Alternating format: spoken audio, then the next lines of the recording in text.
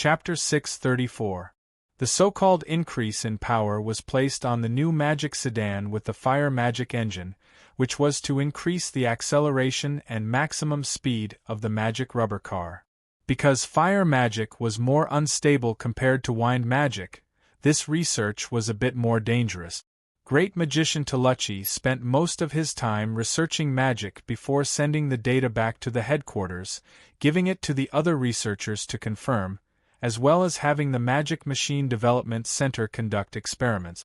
Half a month ago, the data that Great Magician Toluchi sent back showed that according to the fire magic array that he developed for the fire magic engine, in theory, the magic sedan with the new fire magic engine could reach a maximum speed of over 100 kilometers an hour.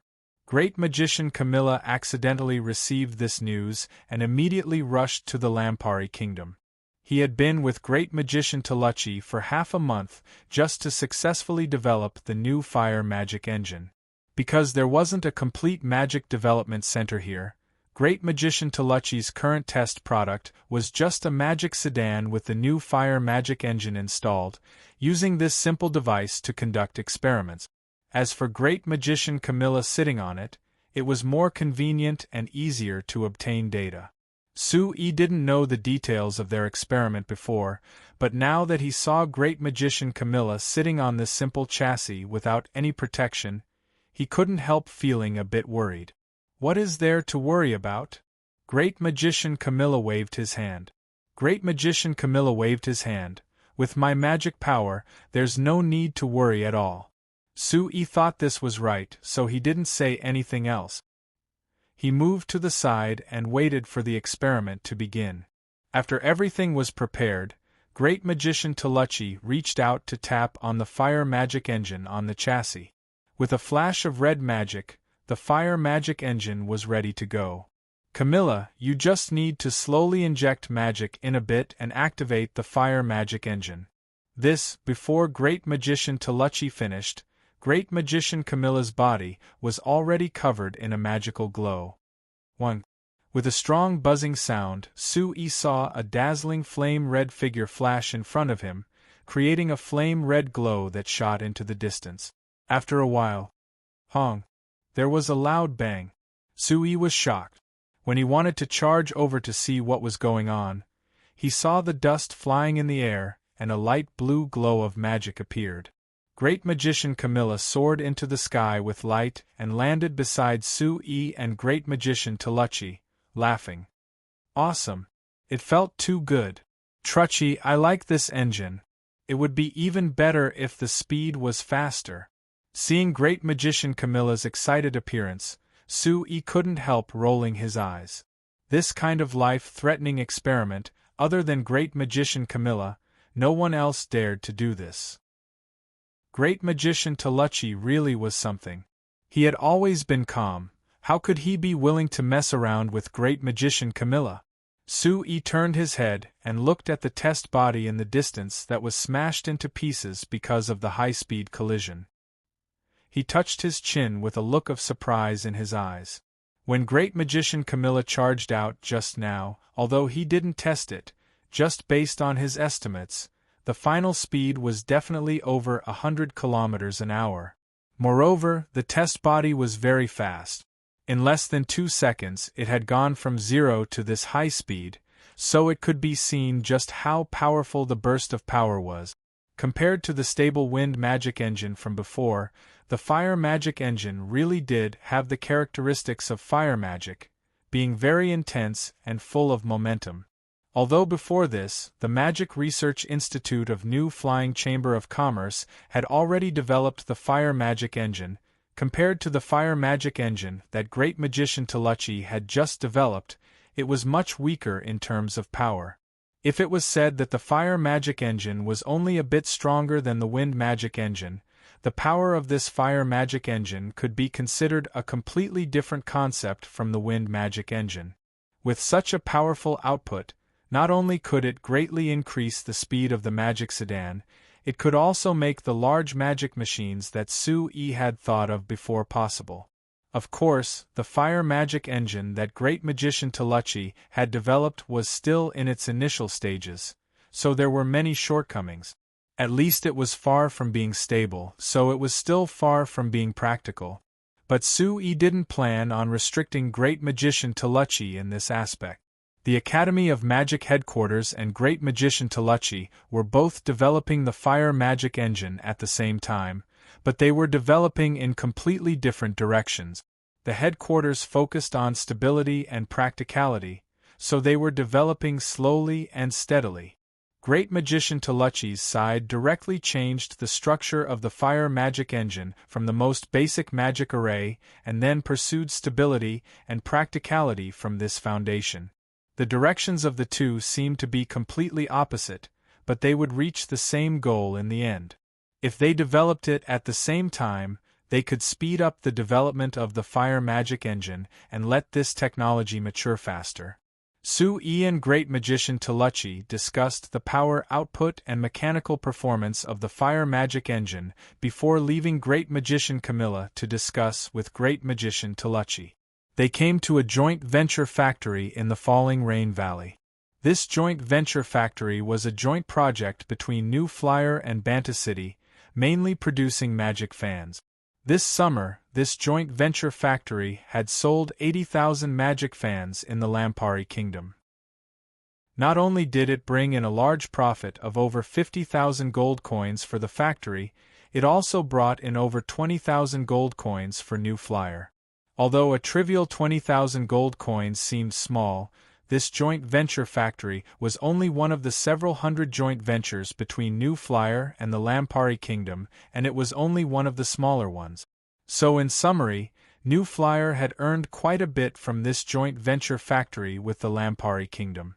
Of course, Sui came to this joint venture factory not to calculate his profits from this company, but rather because Princess Caroline was currently visiting the factory. Sui walked into the factory and saw Princess Caroline being accompanied by the manager of this joint venture factory, standing beside a magic lathe and seriously looking over it. There was a technician from New Flyer standing beside her. He was pointing at the magic lathe in front of him and looking at the blueprint in his hand as he explained something to Princess Caroline.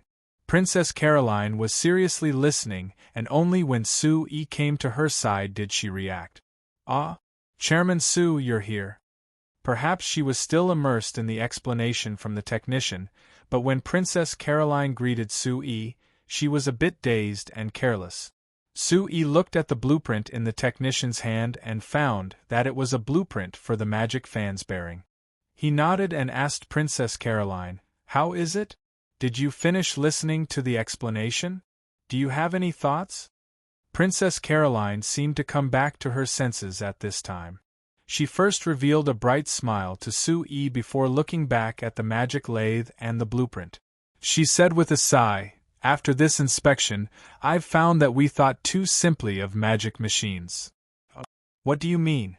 "We thought before that since there were so many companies in the Lampari Kingdom that obtained the technology from your New Flyer, they would be able to make the same magic machines. Even if the quality wasn't as good, there was no problem in using it, so we felt that magic machines weren't that hard." "So you felt that developing it yourself was very simple?" Sui asked. Princess Caroline had an ashamed look on her face as she said with a bitter smile, "That's right. However, we never thought that imitating a magic machine was considered easy, but to develop it ourselves, it was that simple. Of the magic fans that had problems, the main problem was with the bearing bridge. We changed it ourselves to differentiate it from your Shinfei brand magic fan. We thought that it wasn't hard, but the results made us suffer a large loss." "That isn't strange." Sui revealed a faint smile. Making magic machines seem simple, but there are countless processes involved. Imitating isn't a problem, but if you want to develop it yourself, you need a complete industrial system and research foundation. If you develop it yourself, it would be strange if there were no problems. Princess Caroline nodded before asking Sui, "Chairman Su, if we want to develop new magic machines ourselves, what should we do?" "It's very simple, step by step," Sui said with a serious look. You can't make a fatty with a single bite. It's not a problem to develop it yourself. I also support this idea of yours. For example, the joint venture factories in the Lampari Kingdom, I support them developing it themselves. But before this, you have to lay down a good foundation. After saying this, Su-Yi turned to look at the manager of the joint venture factory on the side. Manager Feiss, how is the magic fan automatic start and stop technology developed by your company going? The fat manager Feiss replied with a smile, it's about to succeed. Of course, this is because of the support of Chairman Su and your new flyer. Otherwise, if we relied on our own research, we might not succeed even after several years. You don't need to be this modest. Su-Yi shook his head with a smile. The factories that have cooperated with our company to produce magic fans, as well as the companies that have obtained the magic fan technology from our company, there are already 47 companies, but only your company can develop the automatic start and stop technology. This is your advantage. I hope that you can keep this up in the future. Manager Feiss kept nodding, of course. I also hope that Chairman Su can continue supporting us in the future. As long as you don't advance rashly, I definitely won't continue supporting you. Su-Yi nodded before turning to Princess Caroline to say, Manager Feiss and the others have been developing the automatic start and stop technology for the magic fan since the beginning of this year. It's already been over 10 months and they've only just finished it. This is only a very basic technology that I can see. Compared to the bearing bridging technology, it's much worse. Princess Caroline took a deep breath and gave a strong nod. I understand what you mean. Research and development of technology could not be rushed. We will definitely lay a good foundation in the future and develop it step by step. Su-Yi revealed a faint smile. He thought that if Princess Caroline could truly understand this, the Drake Duchy's progress in the magic machine industry would be more stable in the future. Like this, it was very likely that the Drake Duchy would become an important part of Su-Yi's magic machine industrial system. Chapter 635. The Banta City bicycle race had ended and Su-Yi had reached an agreement with the companies of Banta City. They began preparing for the Xinfei bicycle race. At the same time, Su-Yi had also signed a preliminary agreement with Princess Caroline, who represented the Drake Duchy. According to the agreement, all the magic machine factories in the Drake Duchy would be included in the new flyer's standards. They would have to develop and produce products under the guidance of the new flyer. Like this, including the Lampari Kingdom, the new flyer had already implemented their own standards for magic machines in several countries. Although the Kingdom of Ruhr hadn't reached an agreement with the new flyer yet, with the current development of the Kingdom of Ruhr, this was something that would happen sooner or later. Integrating these countries into the standard was a very important matter for Su-Yi. This was the only way he could ensure that the magic industry in these countries could develop according to his plans. In this regard, he could establish a more complete magic industry system. Based on the current situation, other than the new flyer, the one with the most complete magic machine industry system was the Lampari Kingdom. Other than the military magic machines that Su-Yi hadn't loosened on, the Lampari Kingdom had already started working with the new flyer, gradually entering the magic machine industry. Outside Banta City, there was already a magic machine factory that mainly produced magic lathes and milling machines. Although the technology for this magic machine factory came from the new flyer, under the instructions of Su-Yi, the new flyer had sent technicians to train the other people in the factory to gradually grasp the magic machine technology. Based on the current results, it was considered quite good. Of course, because of the difference in talent between humans and dwarves, it would take a long time for the human workers in the factory to reach the level of the dwarves in the new flyer. Other than the Lampari Kingdom, whether it was the Drake Duchy, the Kingdom of Ruhr, or the Mirando Duchy, their current cooperation with the new flyer was limited to the household magic machine industry. It had to be said, because the household magic machines had a wide range of applications, they were very popular in these countries. So the household magic machines produced by the companies that worked with the new flyer had good sales. Moreover, it wasn't just the Drake Duchy. The Lampari Kingdom and the Kingdom of Ruhr also sold their other brands of household magic machines to other countries. Only the companies of the Lampari Kingdom and the Kingdom of Ruhr were very careful, so they didn't cause a large accident like the Drake Duchy. While Princess Caroline was in Banta City, she spent almost every day in the household magic machine factories that the Frestek Chamber of Commerce had set up. She learned about the technical problems of the household magic machines that the Frestek Chamber of Commerce developed with these factories and the Frestek Chamber of Commerce. She actually didn't understand these technical problems. The reason why she did this was to show her stance to Sui, proving that the Drake Duchy was very sincere and that they urgently needed to recover the large losses from the previous accident. But Sui only stayed in Banta City for a week before leaving Banta City with Liz, Linda, Freya, and Agnes. He didn't return to the new flyer headquarters in the Principality of Constantine, but rather he headed to the Lampari Kingdom's capital, Anvilmar City.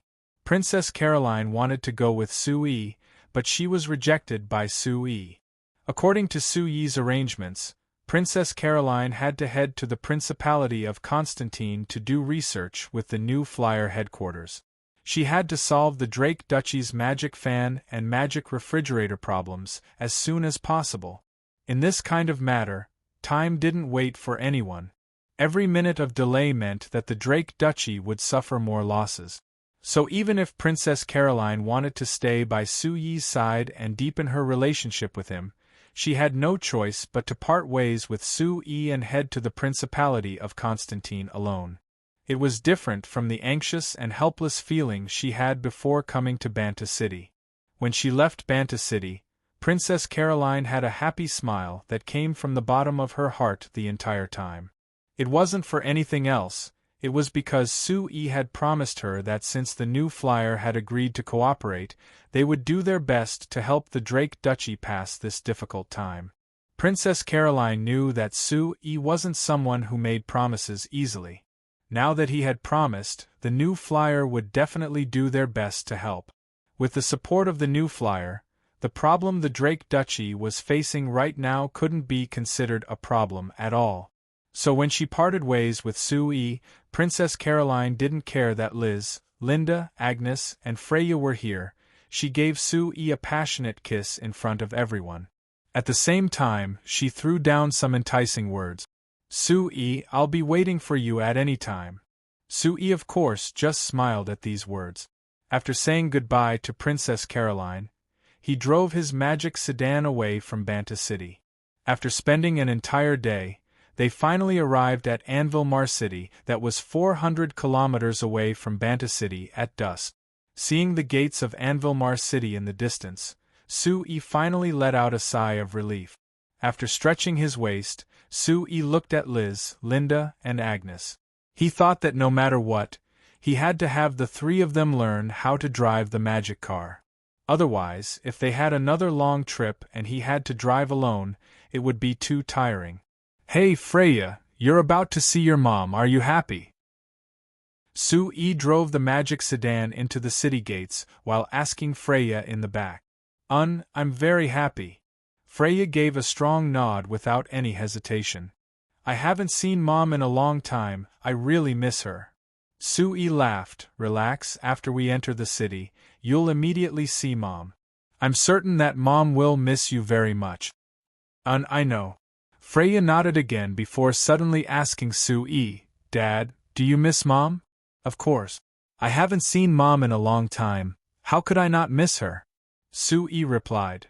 But I feel that you don't miss Mom. Freya said. Why do you feel this? Sui was surprised. Because big sister Caroline is also very beautiful. Sui turned in surprise and seeing the serious Freya, he couldn't help smiling. This little fellow was only 2 years old, but her hands were already this big. She could even say these kinds of words. Liz and Linda on the side also secretly laughed. Princess Caroline had been sticking to Sue all day, so how could they not see through Princess Caroline's thoughts? Thinking of how Princess Caroline's appearance wasn't inferior to Madame Steele's, Liz and Linda couldn't help feeling a bit worried. Master wouldn't have been tempted by that princess, right? Only Agnes' expression didn't change at all. She picked up Freya and had her sit on her lap before saying with a smile, "Freya, although Princess Caroline is very beautiful, your father will definitely miss your mom. Because I know that in your father's heart, your mom is always first, don't you think?" After all, Freya was still young and didn't know how to properly express her inner feelings with words. However, she nodded vigorously to prove her thoughts. Sue laughed and couldn't help reaching out to pinch her little face. "Our Freya will definitely become a beauty when you grow up. You might even be more beautiful than your mom." Freya giggled and Sue pinched her little face again. His eyes fell onto Agnes' face and his heart suddenly felt a bit uneasy. He was about to see Steele. Even though accepting Agnes was the result of many discussions between him and Steele, Steele didn't oppose this matter and was very supportive. Even the choice of Agnes was personally recommended by Steele to Sue. But no matter what, now that Agnes had officially become Sue's partner with Elder Elucia's approval, Sue's heart was filled with guilt towards Steele. Thinking that Steele was about to meet Agnes, Sue felt a bit uneasy. Even if Steele didn't seem to care on the surface and supported Sue, in her heart, wouldn't she care about this matter? The magic sedan slowly drove Sue and the others towards the city gates with complicated thoughts. After Her Majesty Seveni was crowned, her first big move was to build roads in the Lampari Kingdom. After a year of building roads, there were now over 50,000 kilometers of roads in the Lampari Kingdom. Not only were there roads connected to each city, there were even some cities that had more than one road. Moreover, because of Seveni's support, there were many villages that were connected to each other. According to Seveni's policy through the Lampari Weekly, her initial plan was to make every place in the Lampari Kingdom as convenient as Banta City. This wasn't obvious in the other cities of the Lampari Kingdom, but it was clearly shown in Anvilmar City. When Sue came from Banta City, he had taken the Onbong Road that connected the two cities that he liked 3 years ago. But now, other than the Onbong Road, there were 7 other roads that connected to Anvilmar City. They all gathered together around 5 kilometers away from Anvilmar City's south gate. So now that there were all kinds of passengers and vehicles gathered outside the city gates, the traffic was quite crowded. Looking at the people and vehicles slowly moving through the city gates, Sue slightly knit his brows. Perhaps when he saw Seveni again, he should first suggest to her to cancel the tax collection. In this situation, it really wasted too much time. Chapter 636. It seems like you've also noticed this problem. Seveni nodded at Sue. Seveni nodded to Sue. This means that this problem is very serious and we can't delay it any longer. Delay? Sue slightly knit his brows. What? Is it hard to change this? When he saw the crowd outside Anvilmar City, Sue had thought of the problem of removing the city entrance tax. When he entered the city, before he could meet Steele, he was found by a servant from the royal palace who told him that Her Majesty wanted to see him as soon as possible. Sue had many things that he needed to discuss with Seveni as soon as possible, so he had Liz, Linda, and Agnes escort Freya to the place to meet Steele while he followed the servant into the palace to see Seveni. When he saw Seveni, Sue first told her what he saw at the city gates before suggesting to Seveni that she should remove the city entrance tax that was clearly outdated. Seveni agreed to his suggestion, but she seemed to have met a problem. Of course. Seveni spread her hands with a helpless look. Seveni revealed a helpless look. The city gate tax has always been an important source of income for the large cities of the kingdom, so if you want to remove it, of course there will be many people who will oppose it. Sue knit his brows and revealed a confused look. What era is this? There are still cities that rely on the city entrance tax as their main source of income?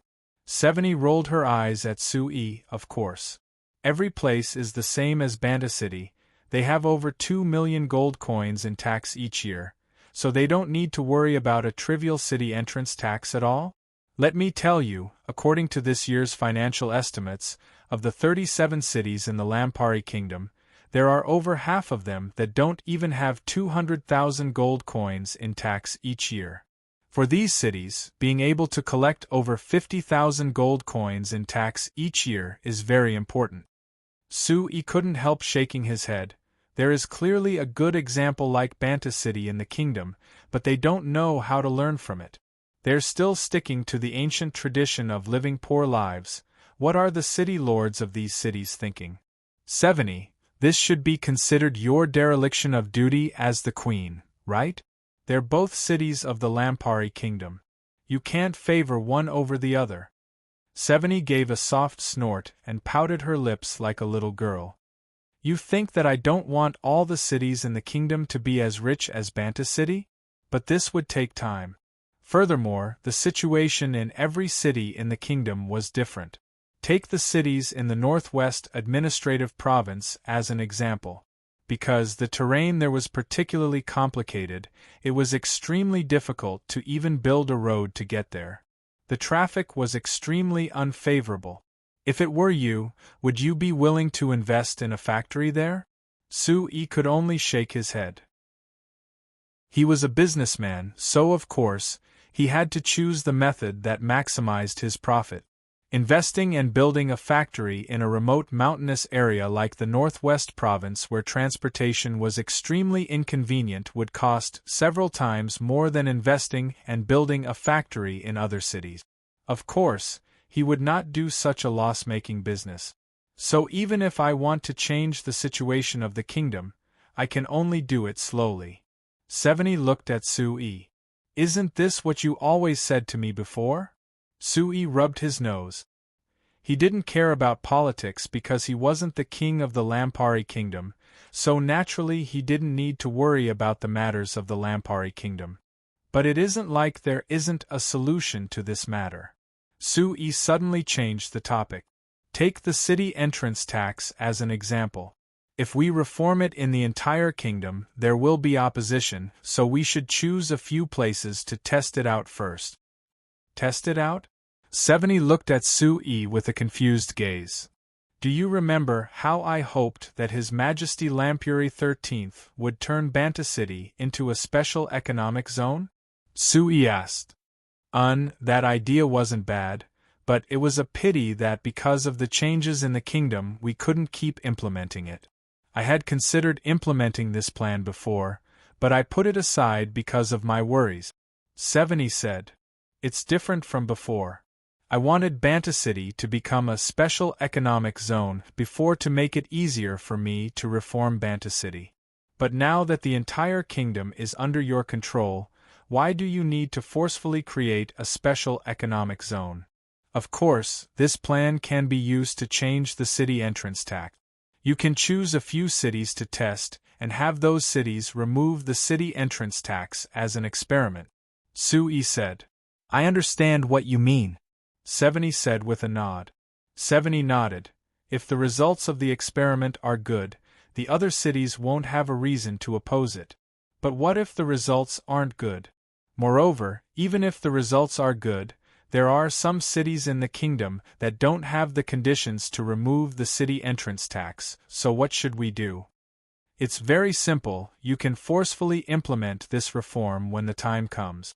As for those that don't have the conditions, like the cities in the Western Province, you can just give them subsidies and special support from the kingdom's finances. Sui used the various reform plans he had on Earth to describe the practicality of this plan to 70. Although he wasn't clear on the details, he wasn't a talent in this area, so he just needed to give a general direction. When 70 heard this general plan, her eyes lit up. It was clear that she had found an answer in her heart. Other than that, just giving subsidies from the kingdom's finances can't solve this problem, and it can't change those cities with poor conditions. So I suggest that we find a way to solve the problem of these cities and increase their tax revenue, which is the key. Seveni glared at Sui. It's easy for you to say. If there really was such a good method, I would have used it already. After saying this, she saw the ghost of a smile on Sui's face and Seveni's heart skipped a beat. You already have a solution in your heart, right?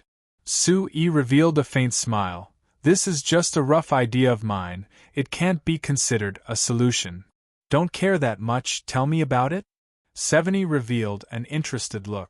Sui gave a cough before slowly speaking. Since different cities have different conditions, we shouldn't limit each city to being like Banta City, relying on the magic machine industry to become rich. After all, other than the magic machine industry, there are many other industries that can earn money. Seveni was a bit surprised. Hearing Sui, the New Flyers chairman, suggest developing industries other than the magic machine industry, it really was outside of her expectations. For example, Basaru City. When I passed by last time, I found that Basaru City didn't have any rare resources. Because there are many mountains and rivers, the terrain isn't good, so it's very limited if you want to develop. But there is a very precious resource there. What resource? Seveni asked this while recalling the information she had read about Basaru City, but she couldn't think of anything worth paying attention to. It's the hot springs. Hot spring. Seveni slightly knit her brows. Seveni knit her brows. I've heard that there are many natural hot springs in the mountains near Basaru City, and it's very comfortable to soak in them. But what use is that? Of course it's useful. Sui exaggeratedly raised his voice. Hot springs not only represent good tourism resources, it also represents large amounts of geothermal resources. If we can use it well, we can definitely turn Basaru City into a hot spring city and attract many people to travel there. Moreover, because of the rich geothermal resources, Basaru City only needs to develop a bit to satisfy this requirement. Hot Spring City. Seveni knit her brows to think for a bit before giving a slight nod. This is a good suggestion, but it will require a large amount of initial investment, which is a problem. Looking down to think for a bit, Seveni found that this wasn't something that could be thought of in a short period of time. She put it aside for now and asked Sui, then what about the cities in the Northwest Province? There aren't many hot springs there and the terrain is worse than Basaru City. Do you have a way to change this situation? Sui laughed. Dear Queen, as long as you're willing, no matter how bad the terrain of the cities in the Northwest Province is, there is a way to build a road and make it smooth for traffic. Seveni gave a sigh and shook her head. That won't work. I've already had the Amsterdam Chamber of Commerce investigate, and Chairman Cruz has personally told me that his company can't do anything. Even the Amsterdam Chamber of Commerce can't do this. I feel that this matter is impossible. Sui said with a laugh. That is because Chairman Cruz hasn't discussed this with me before. If he knew that our company would be able to develop a new construction magic machine with higher power and performance, I believe that he would definitely take back his word. Seveni looked over Sui with a look that was a bit angry and a bit funny. After all this time, you came here to promote your company's newest product? Chairman Su, you have the leisure to promote your newly developed construction magic machines. Then I want to ask, when will the 100 magic airships I ordered from your company be delivered? If there are 100 magic airships, I think that no terrain will be an obstacle, right? This. Sui gave an awkward smile. Your Majesty, the magic airships are very limited, they aren't as strong as you think. As for when they will be delivered, our company is working hard to increase our production capacity. I believe that it won't take long for us to give you an accurate answer. Seveni gave a cold snort, but she didn't keep asking Sui. Sui wiped his sweat and decided to put this topic aside for now. He took out a thin book from his chest and handed it over. When I entered the city, I saw all kinds of magic cars waiting outside the city gate. I suddenly thought of a problem and recorded it here. I ask your majesty to take a look. 70 of course didn't believe that this book was made by Sui, but seeing how serious his expression was, she nodded and took it. Opening the cover, she found that there was a long title written on the first page, The Importance of Energy Standardization to the Magic Machine Industry. Chapter 637. 70 read word for word, slowly and seriously reading through the book. Although this book was thin, there were quite a few words on it. Took 70 half an hour to finish reading the last word. After reading it, 70 closed her eyes and thought for a full 10 minutes before speaking. Sui, it's written that energy standardization will bring benefits to our Lampari kingdom. Then can you tell me what benefits this will bring to your new flyer? Sui revealed a faint smile. Honorable Queen, do you want to hear the truth or a lie? 70 snappily looked at Sui, maliciously deceiving the monarch. This is a capital crime. Sui said with a laugh. What if it's not maliciously deceiving? At least, it's a deceit that doesn't have much of an effect? That still won't do. 70 said with a serious look. If they don't know what benefits this energy standardization will bring to your new flyer, the members of the kingdom's parliament definitely won't be assured in following this proposal and implementing this policy. This means that your majesty believes me? Sui asked. If I didn't believe you, would I waste words with you? 70 suddenly gave a sigh. 70 suddenly gave a soft sigh. There's no one else here, so don't keep calling me your majesty. How about we call each other by our names like before? Sui was silent for a bit before slowly nodding. All right. 70. The benefits of energy standardization for the Lampari kingdom are mainly in managing and distributing the energy, which can strengthen local control. I've clearly written this in the report. As for the benefits of energy standardization for our new flyer, if I said that it would save a lot of effort for our company, would you believe me? 70 was curious. 70 was a bit curious. Save what effort? Let's give an example. Sui paused before saying, It's the same magic fan, but because the quality and size of the magic crystal are different, when our company designs the magic fan, we have to consider many factors. We're forced to pay several times the research and development costs, as well as extra production costs. So you want all the magic fans to use the same magic crystal? 70 immediately asked. Yes. Sui nodded. Actually, our company has always been doing this.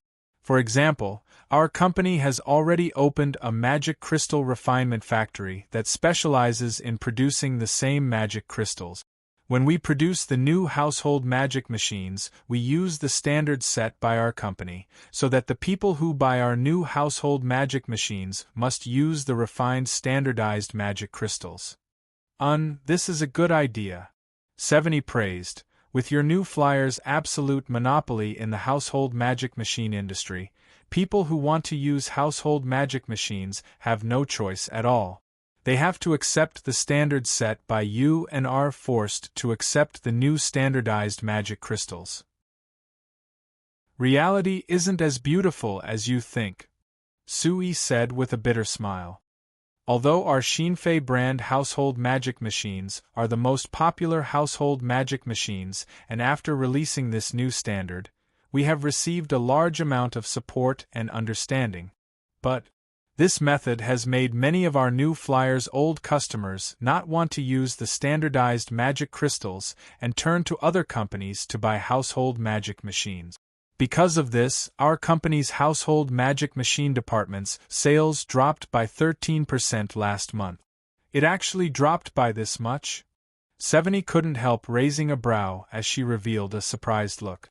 When it came to household magic machines, New Flyer was without a doubt the best, and it wasn't just a bit ahead of the other companies. Although New Flyer's household magic machines were more expensive than the other brands, because of the excellent performance and quality of the Shinfei brand household magic machines, when people bought household magic machines, their first choice would always be the Shinfei brand. However, in this situation, the sales of New Flyer's household magic machines had dropped by 13%, which really was surprising. "This isn't right," Seveni said in a confused voice. "Using this standard magic crystal can clearly increase the working time of the household magic machines and even increase the lifespan of the household magic machines. So why aren't those people willing to accept it? Could it be that you didn't advertise the standardized magic crystals well enough?" "No, because to release this standard, our company has invested at least 200,000 gold coins to advertise the benefits of the standardized magic crystals. But, for many customers who buy household magic machines, what they care about the most is whether it's easy to use and whether it's convenient to use.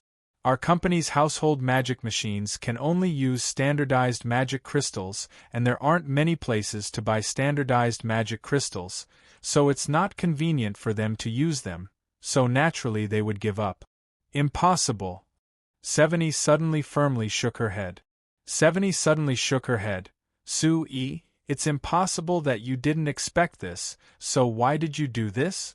Su-yi curled his lips before saying with a smile, "All right, I did expect this result, so this was actually an experiment for me. I just wanted to see if our new flyer could promote the standardization of energy with just ourselves.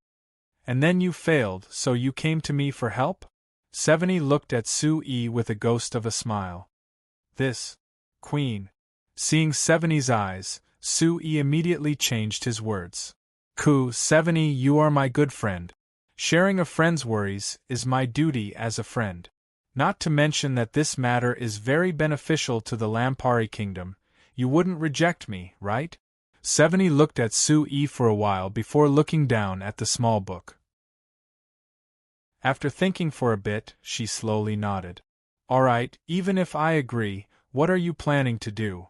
If you don't have any other methods, it's impossible to push this energy standard through the kingdom's parliament." "Of course."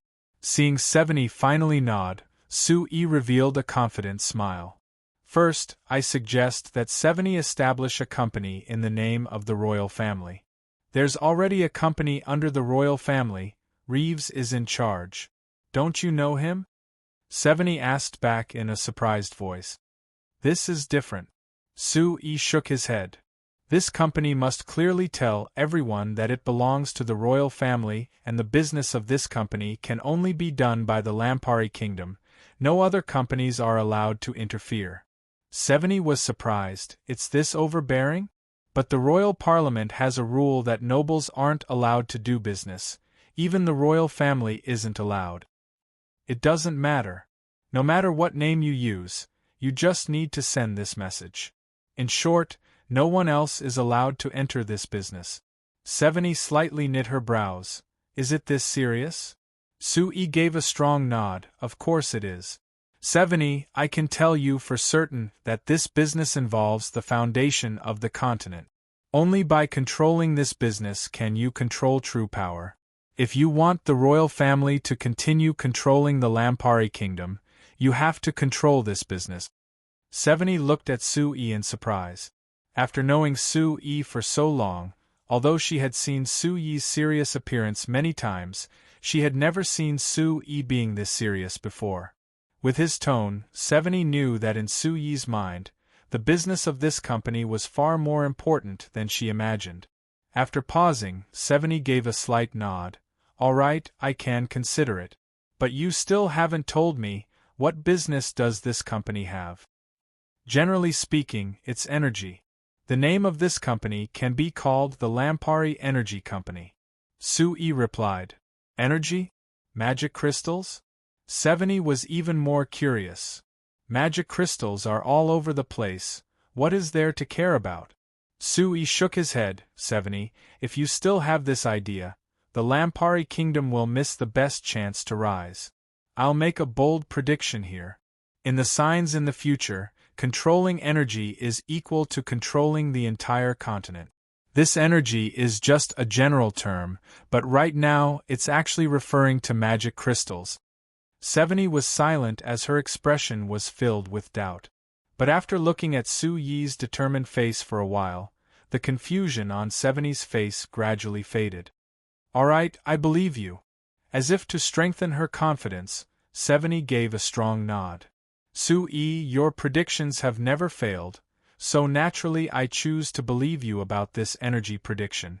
But if the energy is only referring to magic crystals, it's impossible to completely control it, because on the continent magic crystals are all over the place. So that's why I propose the energy standardization proposal, right? Sui pointed at the small book on the table with a smile. Although magic crystals are all over the place, the high purity, high concentration, and refined magic crystals aren't all over the place. Seveni focused before her eyes lit up. Sui, could it be that you're willing to give us the technology to refine magic crystals? Sui revealed a faint smile and reached his hand out to Seveni. Your Majesty, are you willing to represent the Lampari Kingdom and open the first magic refill station on the signs with our new flyer? Chapter 638. When Sui left the royal palace, it was already nighttime. He quickly rushed to the place he had agreed on with Steele, but he found that not only was Steele not there, even Agnes and the others who had arrived before him were nowhere to be seen. After asking the servants of the residence, he was told that Madame Steele had been waiting for Sui for a long time, so she brought the excited Freya and went out to stroll with Agnes and the others. The madam said that if they haven't come back by the time Sir Chairman comes back, please go to the newly built New Moon Theatre in the western part of the city to find them. New Moon Theatre? What? The New Moon Troupe is also performing today? After the Beastmen girls of the New Moon Troupe returned to the Principality of Constantine with Sui, they had gone through a year of training. Only when the situation in the Lampari Kingdom stabilized did the New Moon Troupe enter the Lampari Kingdom again to perform. Although it had been a year, the New Moon Troupe's popularity in the Lampari Kingdom didn't decrease. When they returned to the Lampari Kingdom, they received a large amount of support. But the New Moon Troupe didn't have a foundation in the Lampari Kingdom, so when they performed, they could only rent a place, which was very inconvenient. So Steele decided to invest in a place for the New Moon Troupe in Anvilmar City. With Suyi's suggestion and working with the Lampari Kingdom, with the support of Her Majesty Seveni, this New Moon Theatre was like the theatres on Earth. What was worth mentioning was that this New Moon Theatre cost a total of 600,000 gold coins, but Steele didn't receive a single copper coin from the new flyer or Sui, it was all paid for by her.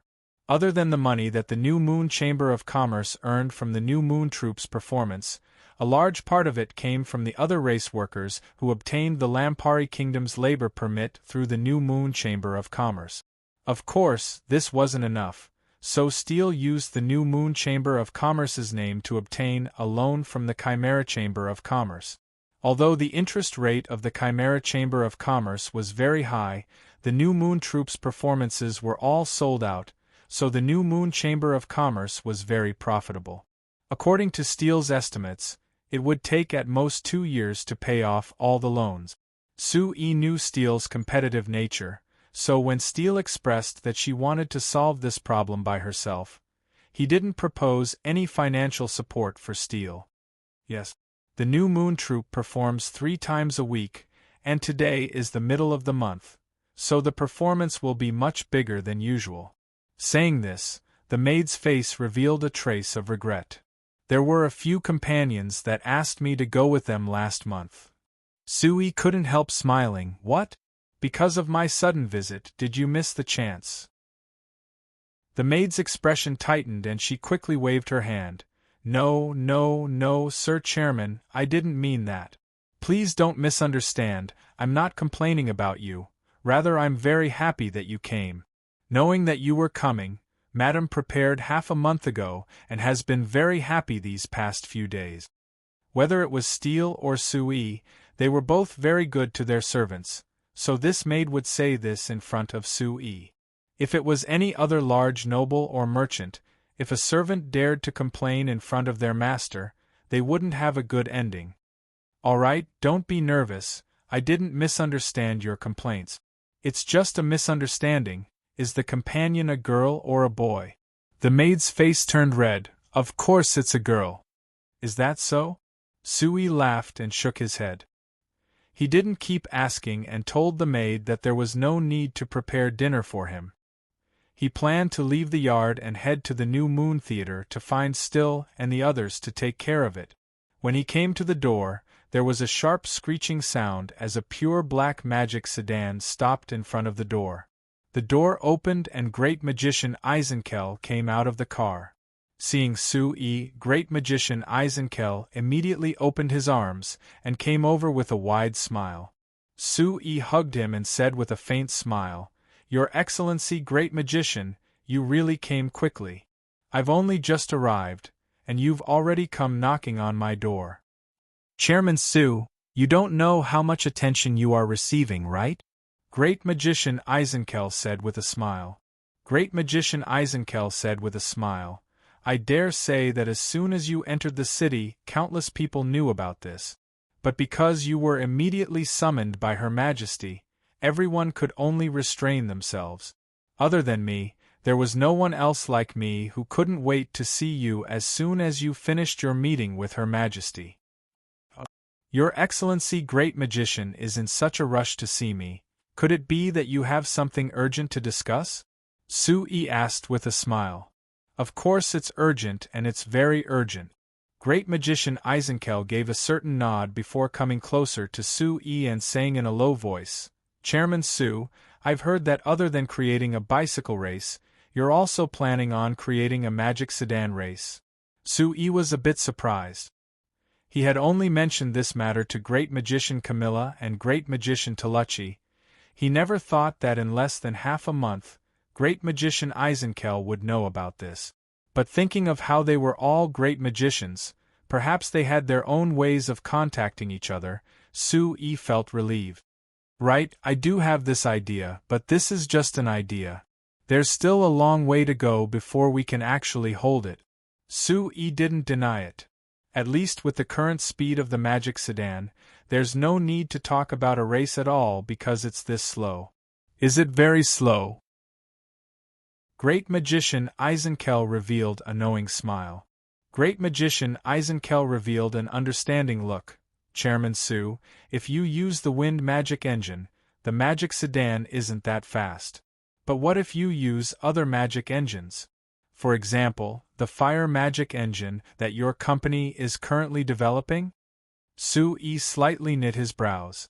Although Great Magician Taluchi and Great Magician Eisenkel were both great magicians, it was normal for them to have a close relationship. But the development of the fire magic engine was a secret in New Flyer. If Great Magician Taluchi told Great Magician Eisenkel about this, it really couldn't be justified. But thinking about it, Sui felt that something wasn't right. No matter how close Great Magician Taluchi was to Great Magician Eisenkel, he should know the principle of keeping secret. Not to mention that Great Magician Taluchi had always been steady, so how could he do something like this? Thinking of this, Sui narrowed his brows and said with a smile, "As for the fire magic engine, our company hasn't finished developing it yet. Although we are certain that it's much stronger than the wind magic engine, we don't know how it performs yet." "Is that so?" Great Magician Eisenkel's smile suddenly revealed a trace of mysterious excitement. "Then Chairman Su, are you interested in taking a look at my car?" "Your car?"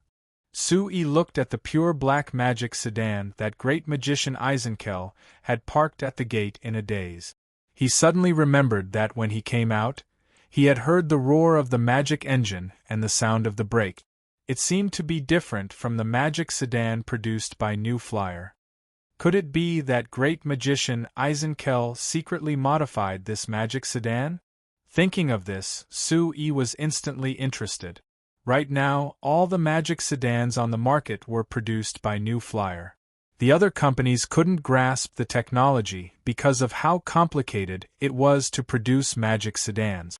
Even if it was impossible for Great Magician Eisenkel to make his own magic sedan, if he could modify the magic sedan himself, it meant that his grasp of the technology related to the magic sedan wasn't low. Sui never felt nervous because other people grasped the same level of magic machine technology as New Flyer, rather he was happy that other people had a deep understanding of this. He even hoped that other than New Flyer, there would be other people who could develop newer and better magic machine technology. Because only like this could other people participate in the development of the magic machine industry, allowing Sui to take a step closer to his dream of creating a complete industrial system. So he looked at the pure black magic sedan with an excited look and gave a strong nod. All right. Great Magician Eisenkel was a bit surprised by Sui's reaction, but he quickly reacted and invited Sui into the car with a smile. When he sat in the passenger seat, Sui immediately found that this magic sedan was different from the magic sedan from New Flyer. Under the driver's seat, there was an extra pedal. On the control panel, other than the buttons to control the magic air conditioner, there were also some buttons that he didn't know what they were for. Due to the addition of these buttons, the overall appearance of the console had also changed. As for what it had changed, because it was separated by the plastic, he couldn't see it clearly.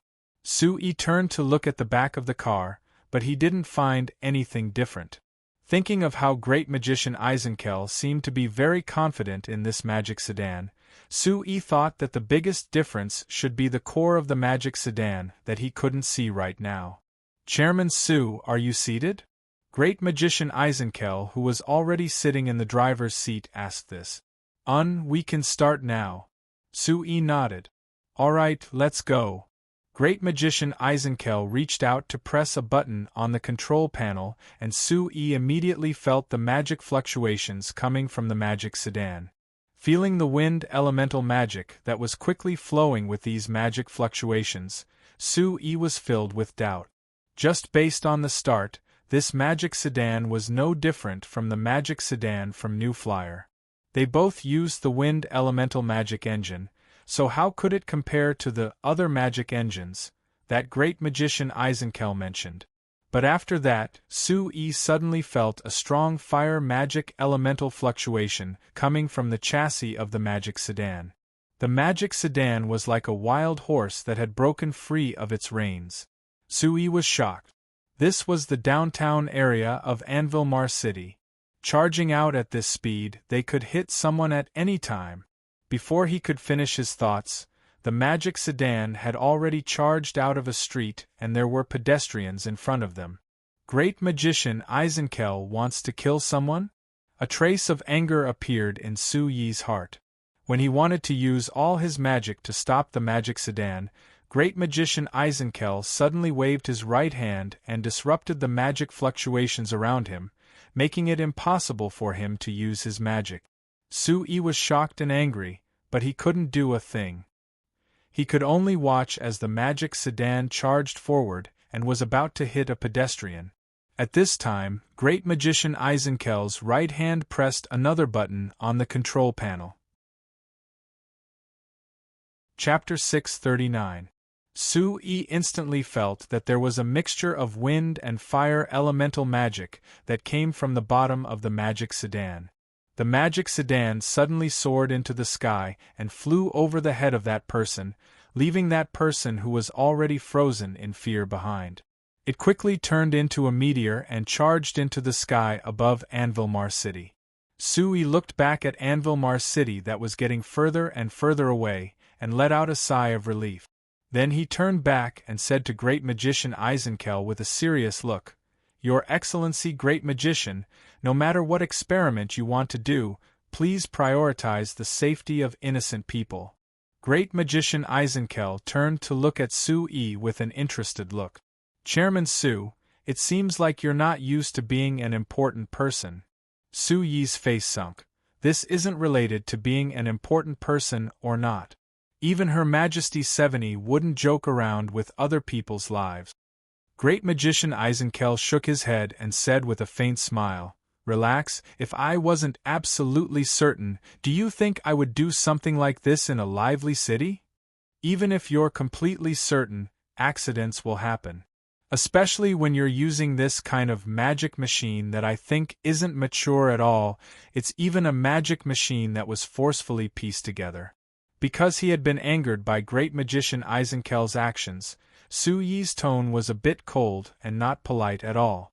Great Magician Eisenkel seemed to be a bit surprised by Su Yi's attitude.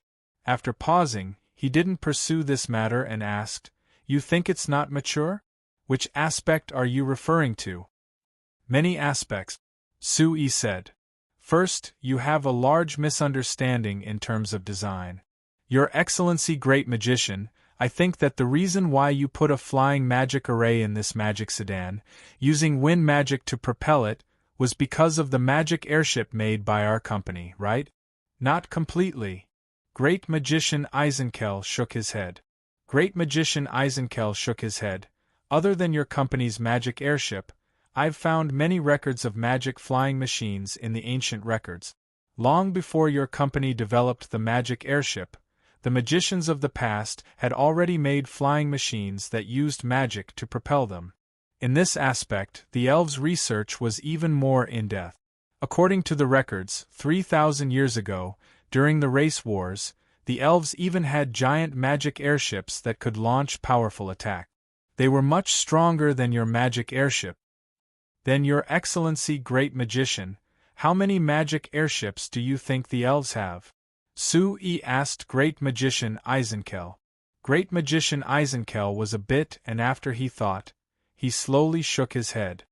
"There is only one recorded in the literature, but I think with the powerful strength of the elves who ruled the entire continent at that time, they should have more than one flying magic battleship." "Is that so? Even if there's more than one, it can't be that many, right? Although our company's magic airships can't compare to the elves' magic airships, as long as we have enough materials, just with our company, we can produce several dozen of them each year. It isn't worse than the magic airship." Great Magician Eisenkel took a deep look at Su Yi before waving his hand. "Let's return to the previous question.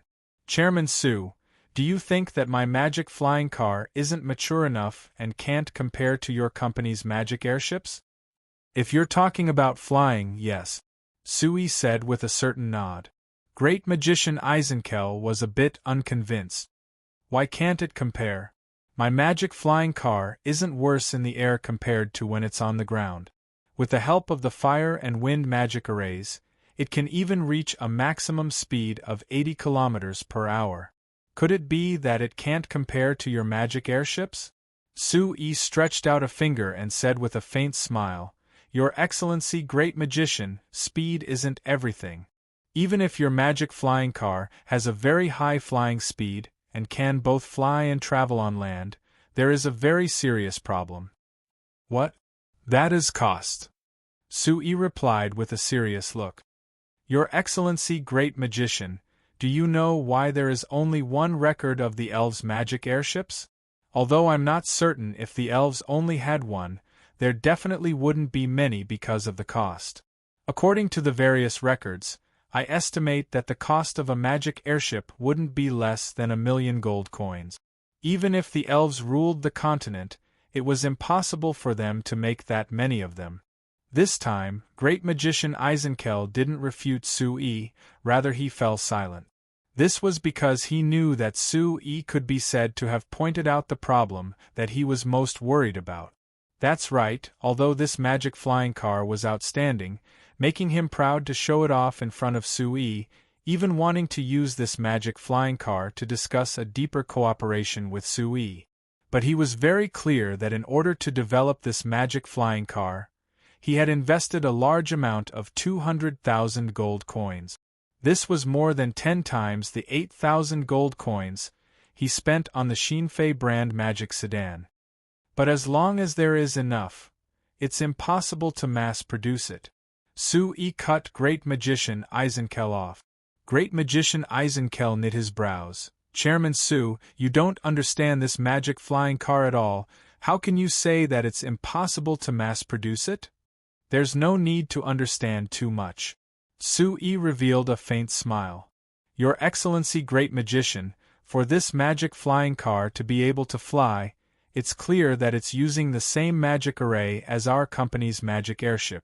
The level of the magic array is even higher than the magic array on the magic airship. Of course. The magic array on it was specially researched by me. It's at the level of an 8th grade magic array. Great Magician Eisenkel said in a proud voice. That is where the problem lies. Sui said. Our company's magic airships all use the same model, so even if it's a 3rd grade magician, they can finish the magic array on the magic airships after they become familiar with it. The level of the magic array on your magic flying car is just too high and too complicated. If you want to smoothly draw it, I think it's impossible for a low-grade magician to do it.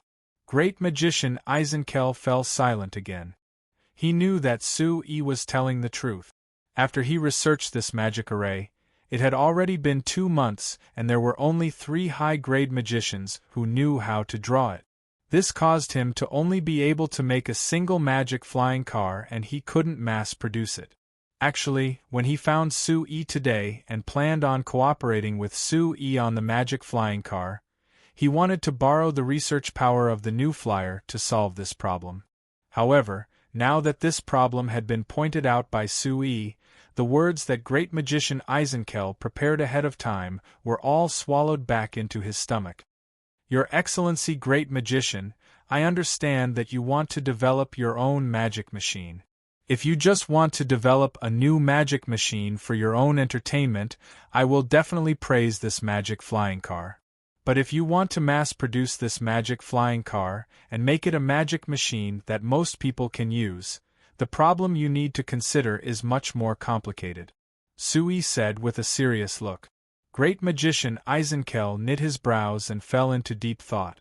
At this time, the magic flying car had already flown out of Anvilmar City with the 2 of them. Great Magician Eisenkel was thinking this while controlling the magic flying car to slowly descend to the west of Anvilmar City. The magic flying car touched the ground again and with a shake, it slid for a bit before stopping. Great Magician Eisenkel seemed to have finally thought it through and made his decision. Alright, Chairman Su, actually I came to see you this time to invite your new flyer to participate in my magic flying car project. Great Magician Eisenkel looked into Sui's eyes and revealed a very formal attitude. Sui nodded. If this magic flying car project can be developed, I can allow your Frestek Chamber of Commerce to take a part of the benefits. Sui was silent for a bit, but contrary to Great Magician Eisenkel's expectations, he shook his head. No, Your Excellency Great Magician. If what you're proposing is a formal invitation for cooperation, I can only apologize to you. Great Magician Eisenkel was surprised. Why? Because.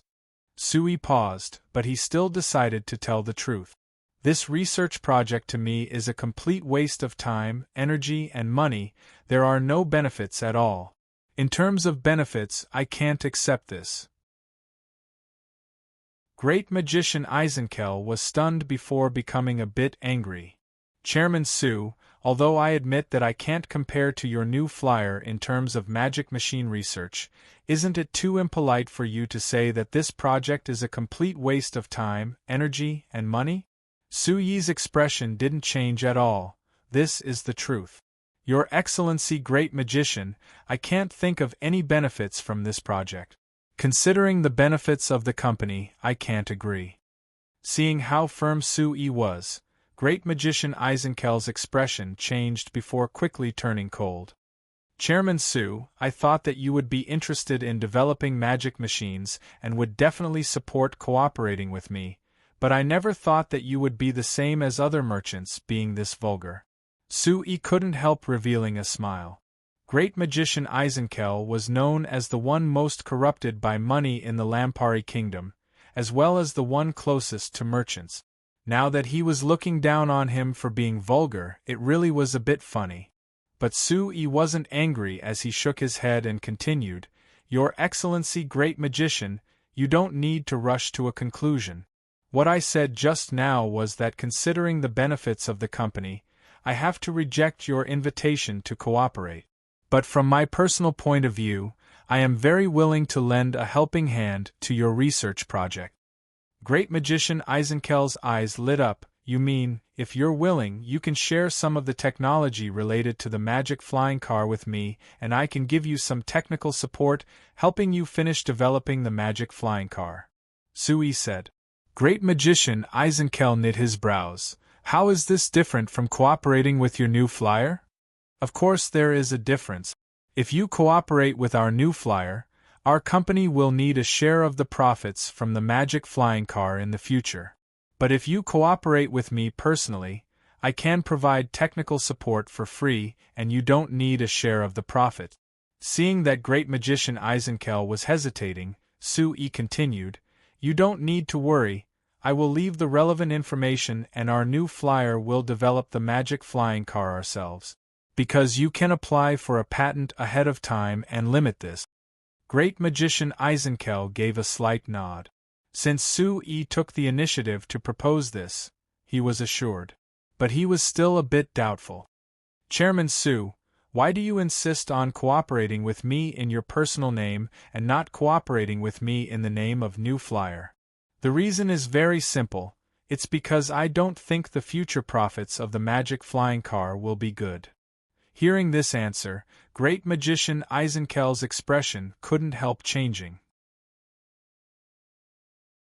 Chapter 640. Seeing the magic flying car turn into a mix of light blue and fire red as it flew into the horizon, Sui let out a sigh of relief. Great Magician Eisenkel finally agreed to Suyi's suggestion of using Suyi's name to cooperate. He had no other choice. Even if there were many companies in the Lampari Kingdom that could produce magic machines, there were only a few that could develop their own magic machines. As for those that could participate in the development of a complicated magic machine like the magic flying car, there was no one at all. If he wanted others to participate in the development of the magic flying car and finish the magic flying car project, Great Magician Eisenkel could only choose to cooperate with New Flyer. Although Sui refused to cooperate in the name of the Frestek Chamber of Commerce, he agreed to cooperate in his own name. With his status as the Frestek Chamber of Commerce's chairman, this wasn't that different from cooperating with the Frestek Chamber of Commerce. Moreover, if Sui cooperated in his own name, he wouldn't take the initiative to share the profit. This would be more beneficial to Great Magician Eisenkel, so of course he wouldn't reject him. As for Sui himself, in his mind, he didn't feel that developing the magic flying car was a waste of time, effort, and money. Sui believed that once this magic flying car was developed, it would earn quite a bit of profit. But this magic flying car seemed like it had the ability to travel on land and fly in the air, combining the magic sedan and the magic airship. It seemed very comprehensive, but after analyzing it carefully, one would find that it was actually of little value and wasn't practical at all. Limited by the weight and design of the magic sedan, even if the magic flying car could fly in the sky, it couldn't fly that high.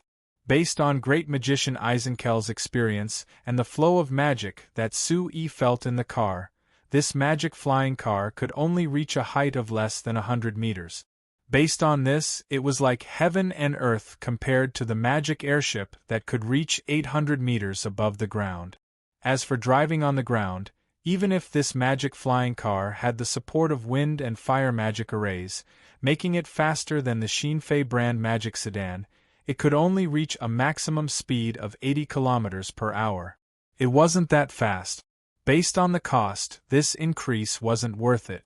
According to the information that Great Magician Eisenkel gave in the end, Sui estimated that this magic flying car would cost at least 10,000 gold coins to make.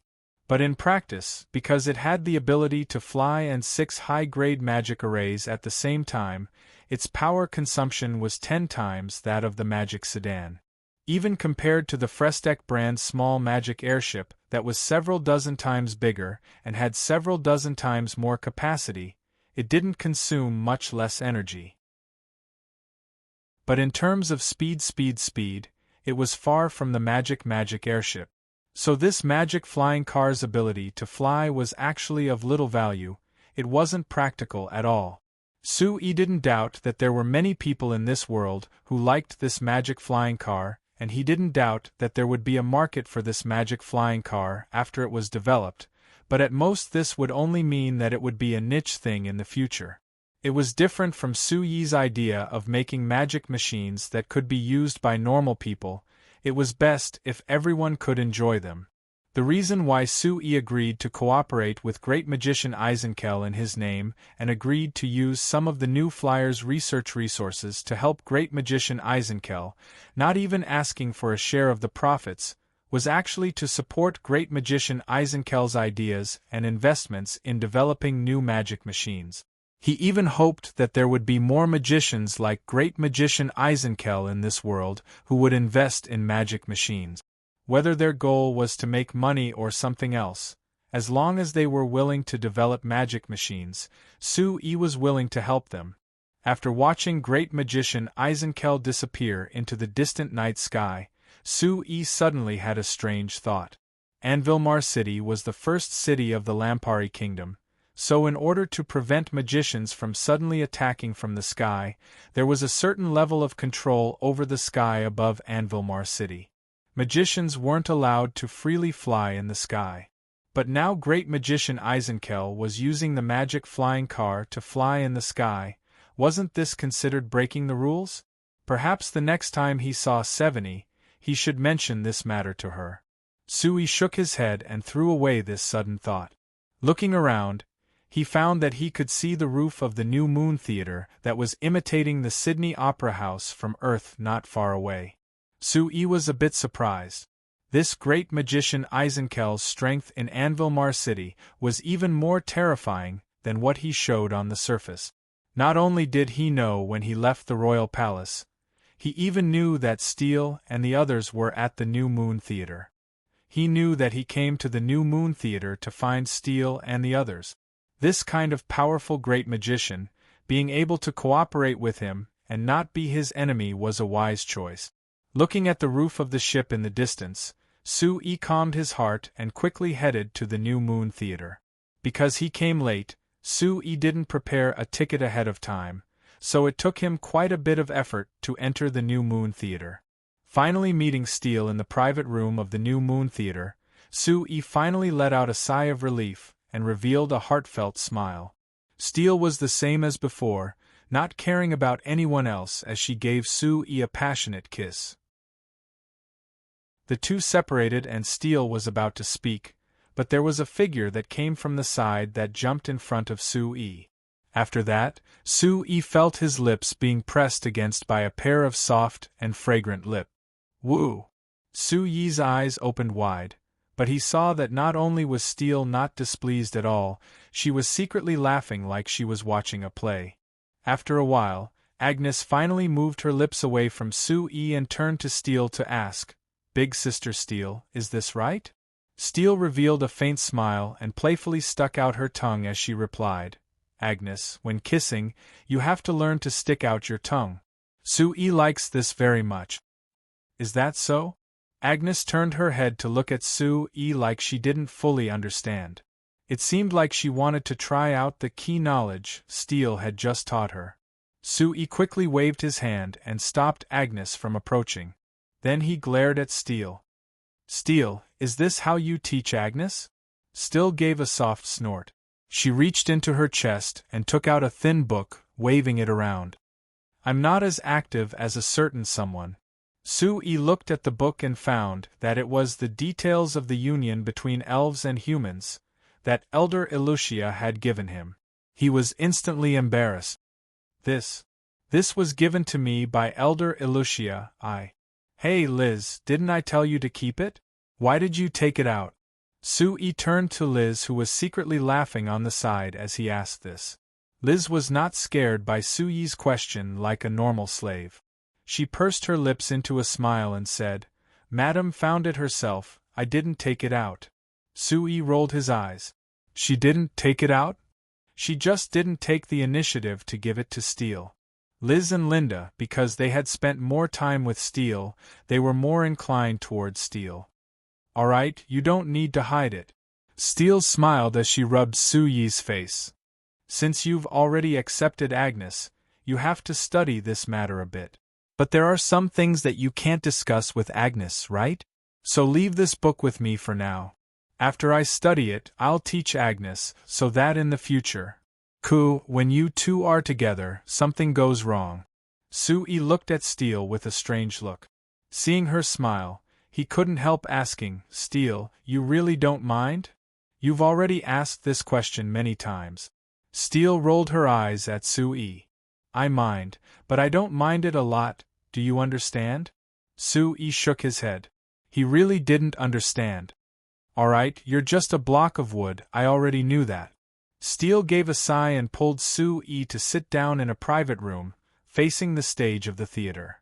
I've said it before, of course I hope that you will always only have me as your woman, but with your current status, this is definitely impossible. So although I mind it, it's not to the point where I can't accept it. Moreover, at least I have a choice right now, right? Look, I've already treated Liz and Linda as family a long time ago. As for Agnes, she is the only elven girl that I've truly accepted, so I've already treated her as family a long time ago. That means you were forced to accept it in the end? Sui asked in a daze. Fool. Steele tapped Sui's forehead and said with a sigh, It's not like you don't understand my personality. If I really wasn't willing, do you think I would accept it? I'm only saying that although I mind it a bit, it doesn't affect anything. Rather, I'm quite happy that you chose Agnes. Because I'm very familiar with Agnes and having her by my side, I'm very assured. Sui gave a sigh. All right, I understand what you mean. This should be the lesser of two evils. What lesser of two evils? So strange. Steele looked at Sui with a frown before pointing at the stage in front of them. If I really had to worry about your woman, I would have already died from worry. For example, if she wanted to marry you, could it be that I would chase her far away and let her never see you again? Her. Sui's heart skipped a beat as he turned to look at the stage. Chapter 641. All the lights on the big stage suddenly went out and the whole New Moon Theater was plunged into darkness. There was a burst of soft exclamations and then silence. Only the sound of heavy breathing could be heard. When the whole place quieted down, an incomparably clear voice suddenly sounded from the center of the stage. Just the tone was like the sound of flowing water. It was extremely pleasing to the ear and instantly hooked everyone's ears. Then, the tone changed, as if someone was whispering in one's ear, as if it directly touched the bottom of one's heart.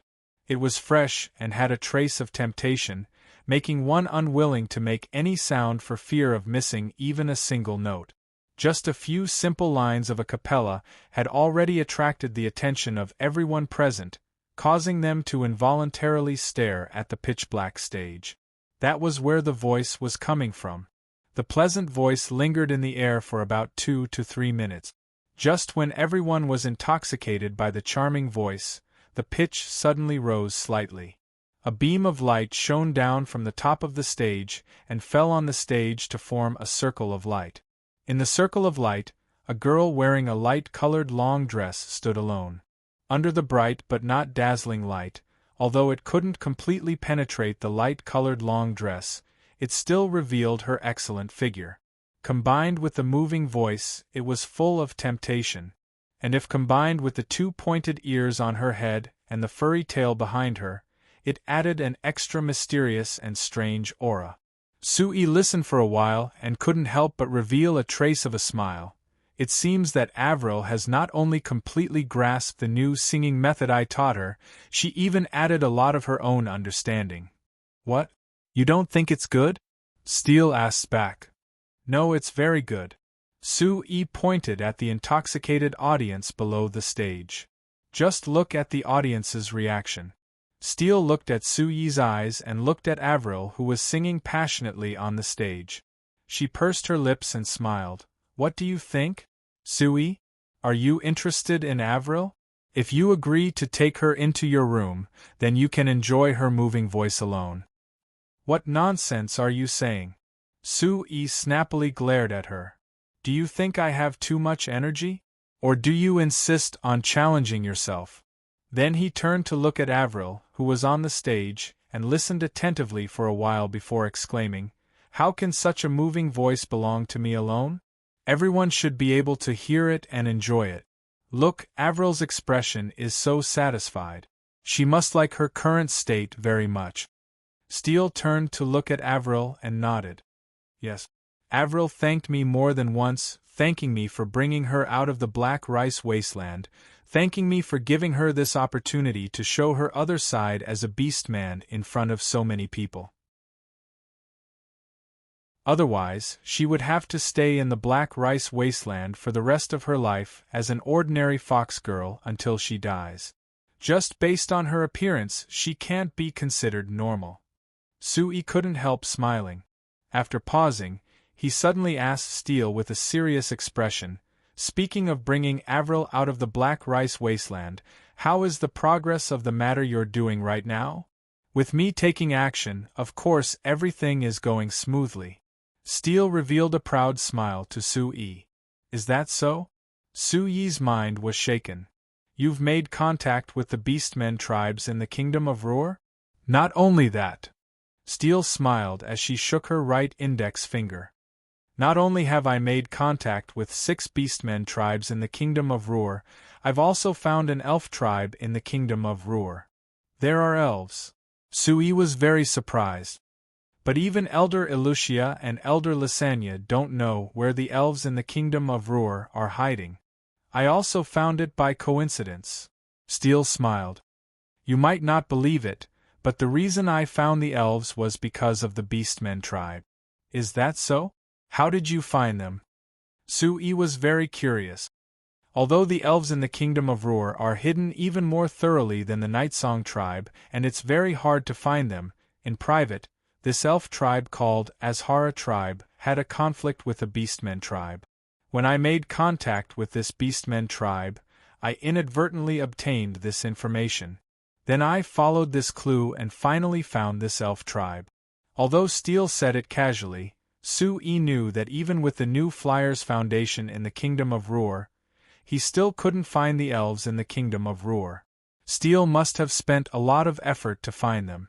Thinking of this, Su-yi held Steele's hand and said softly, Steele, it's been hard on you. This should be something I should do. Steele shook her head. Do we have to separate ourselves? Su-yi paused. If we really don't have to separate ourselves, why do you insist on investing in the new Moon Theater alone? Of course, Su-yi wouldn't ask this question at this time. After the two talked for a bit, Su-yi asked about the information Steele had found about the 6 beastmen tribes in the kingdom of Ruhr and the elf tribe called the Azhara tribe. From Steele, the total population of the 6 beastmen tribes was around 3,000. The Azhara tribe had close to 2,000 elves. It was slightly larger than the Nightsong tribe, but much smaller than the Moon Shadow tribe. If they could absorb all of these beastmen and elves into the new flyer, it would greatly increase the manpower of the new flyer. Relatively speaking, the 3,000 beastmen tribe wouldn't be as helpful to the new flyer as the 1,000 elves.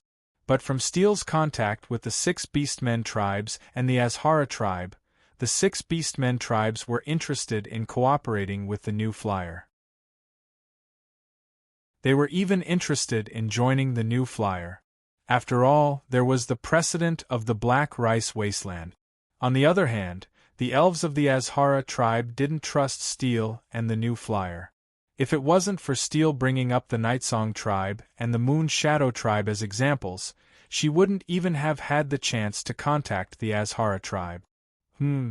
There's no need to rush. We just need to find them. Su-yi smiled. As for obtaining their trust and truly discussing cooperation with them, we need Elder Elucia and Elder Lysania. With these 2 elven elders, I believe the Azhara tribe will choose to cooperate with us sooner or later. I also think it shouldn't be a problem. Steele nodded. Oh right, other than the beastmen and elves, the kingdom of Ruhr has a large number of dwarves. Their numbers are even more than the Lampari kingdom. I tried to contact some dwarves and sent a message to the other dwarves in the kingdom of Ruhr. The response I received was very good. Oh! Sui was immediately interested. If the dwarves of the kingdom of Ruhr are also willing to join our new flyer, that would be great. In fact, if Sui really had to choose, he would rather obtain the dwarves. This was because compared to the dwarves, the beastmen usually didn't have any skills and were generally lacking in intelligence. Their flexibility and mastery of skills were much worse. Although the elves had a lot of special inheritances and their ability to master new skills was even better than the dwarves, the pride of the elves made it difficult for them to submit to the humans. They fully cooperated with the new flyer and contributed according to Su Yi's ideas. Only the dwarves not only had natural craftsmanship, but they were also agile and could master new skills very quickly. They also attached great importance to promises and had a high degree of organization and discipline. They were simply the most suitable workers and mechanical engineers. Thus, in comparison, Su Yi actually attached more importance to the dwarves in the kingdom of Ruhr. It seems like I have to find some time to make a trip to the kingdom of Ruhr, Su Yi said after some thought. It would be best if I can persuade Elder Elugia or Elder Lysania to accompany me. Then, I can set out with Kanbai, Patriarch Saluka and the other dwarves. That way, we can settle all these races in one go. At this point, Su Yi turned his head to look at the stage. At this moment, Avril was nearing the end of her song. Her voice lingered in the vast theater, making it seem even more ethereal and lively. What do you think about having the new moon troupe perform in the kingdom of Ruhr? Su Yi asked Steel. Steel smiled faintly. I already guessed that you would have this idea. Thus, I have already discussed it with the ambassador of the kingdom of Ruhr in the Lampari kingdom and obtained the approval of the kingdom of Ruhr's ambassador. The ambassador has already sent a letter to His Majesty King Tarek. If nothing unexpected happens, soon, the kingdom of Ruhr will send an invitation letter to the new moon troupe. Really?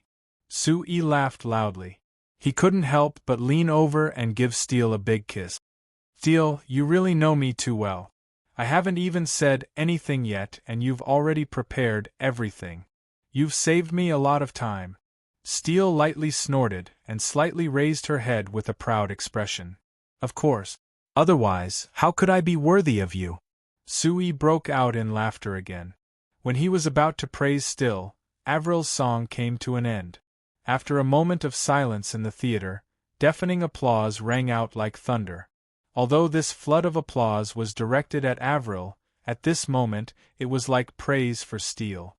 Su Yi looked at Steel with a smile and thought that he really was lucky to have such a good wife. Then he looked at Agnes, who was clapping and praising Avril on the stage, as well as Liz and Linda on the other side. Finally he looked at Freya, who was jumping around in the box, and his heart was filled with joy. With what he had, he was already happy enough. How could he be greedy for more?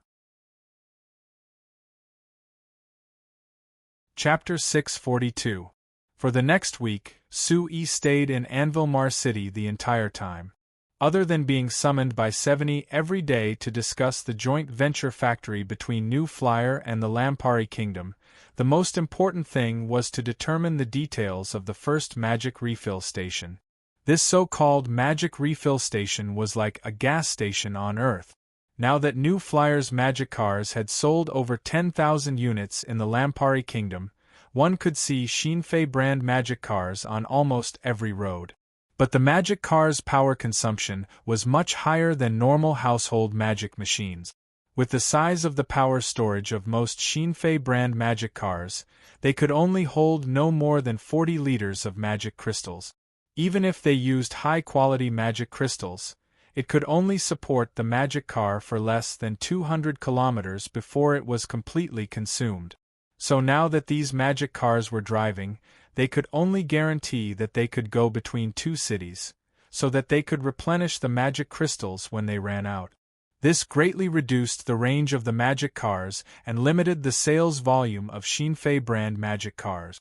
If they could build a network of magic refill stations in the Lampari Kingdom, they could let these magic cars drive through the Lampari Kingdom without any scruples, greatly increasing the range of the magic cars. Moreover, New Flyer's magic refill stations provided high-density magic crystals that had been refined. With this kind of magic crystal, the same 40 liters could increase the range of the magic car from 200 kilometers to close to 500 kilometers, which was more than double. Moreover, this kind of high-density magic crystal was less than half the price of high-quality magic crystals. Just calculating it, one would know which kind of magic crystal was more cost-effective. Also, this kind of high-density magic crystal wasn't just used in the magic cars. According to Su Yi's plan, all the magic machines that New Flyer produced in the future would use high-density magic crystals as their power source. Moreover, they would promote this standard and let the other companies use the same standard for their magic machines. Like this, not only would they save a large amount of research costs for New Flyer, the most important thing was that the high-density magic crystals produced by New Flyer would become the only choice for all magic machines. According to what Su Yi proposed to 70, this was equal to controlling the most important energy source of the magic crystals. Of course, 70 wasn't a fool.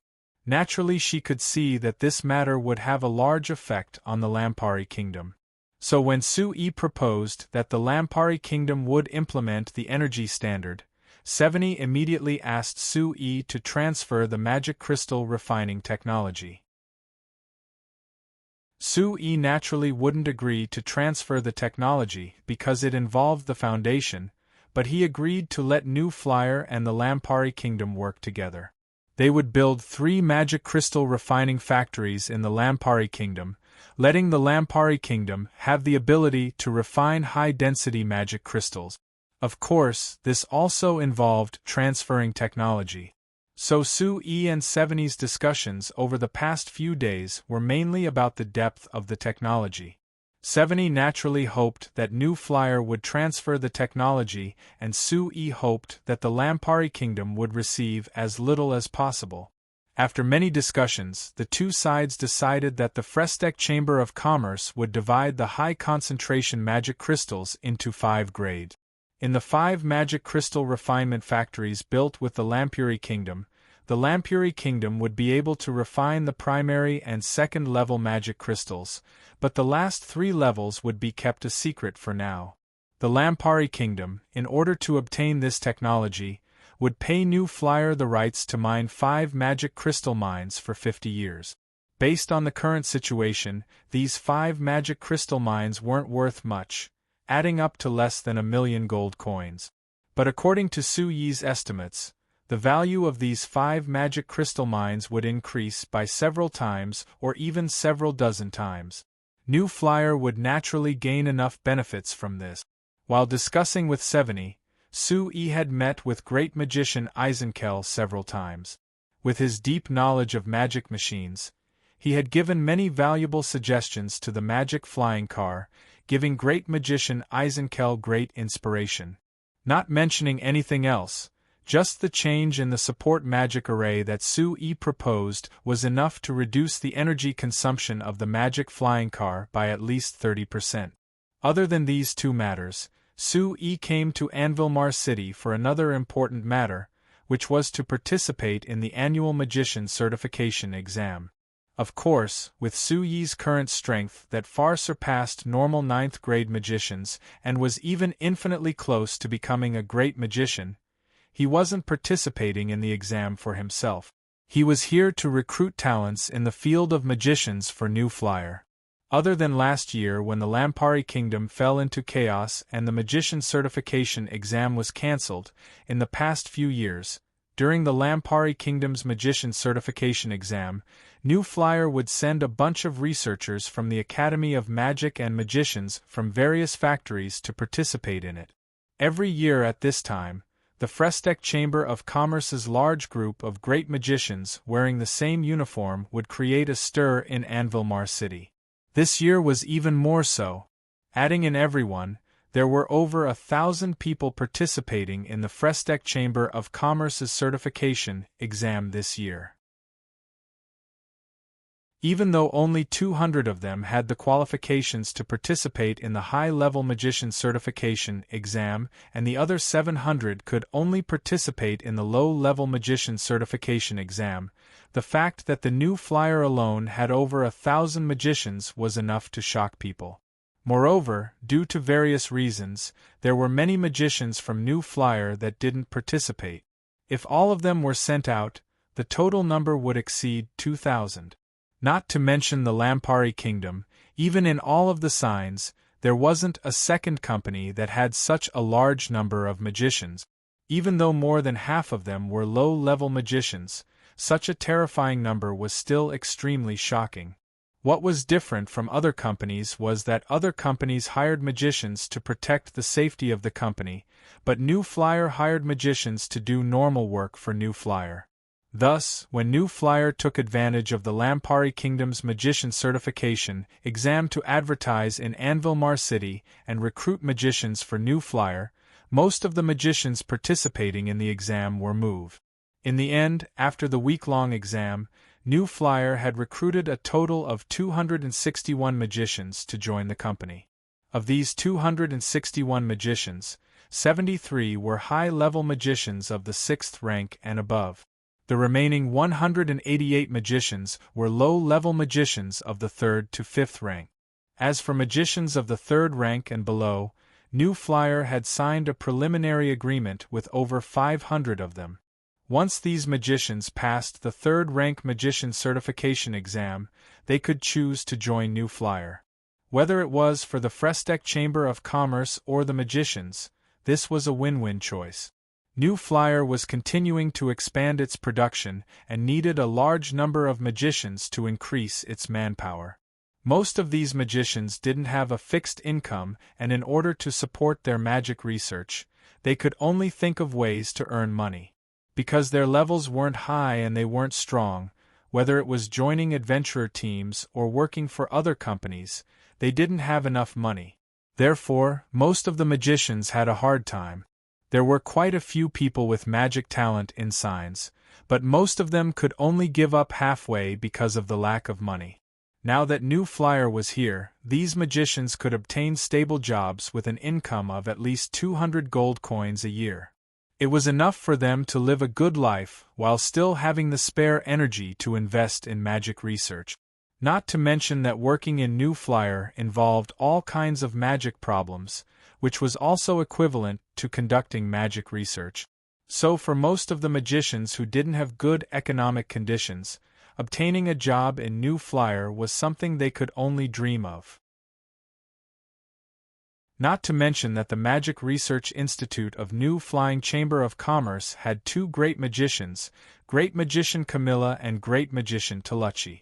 If they could enter the Magic Research Institute of New Flying Chamber of Commerce, they would have many chances to come in contact with these 2 great magicians.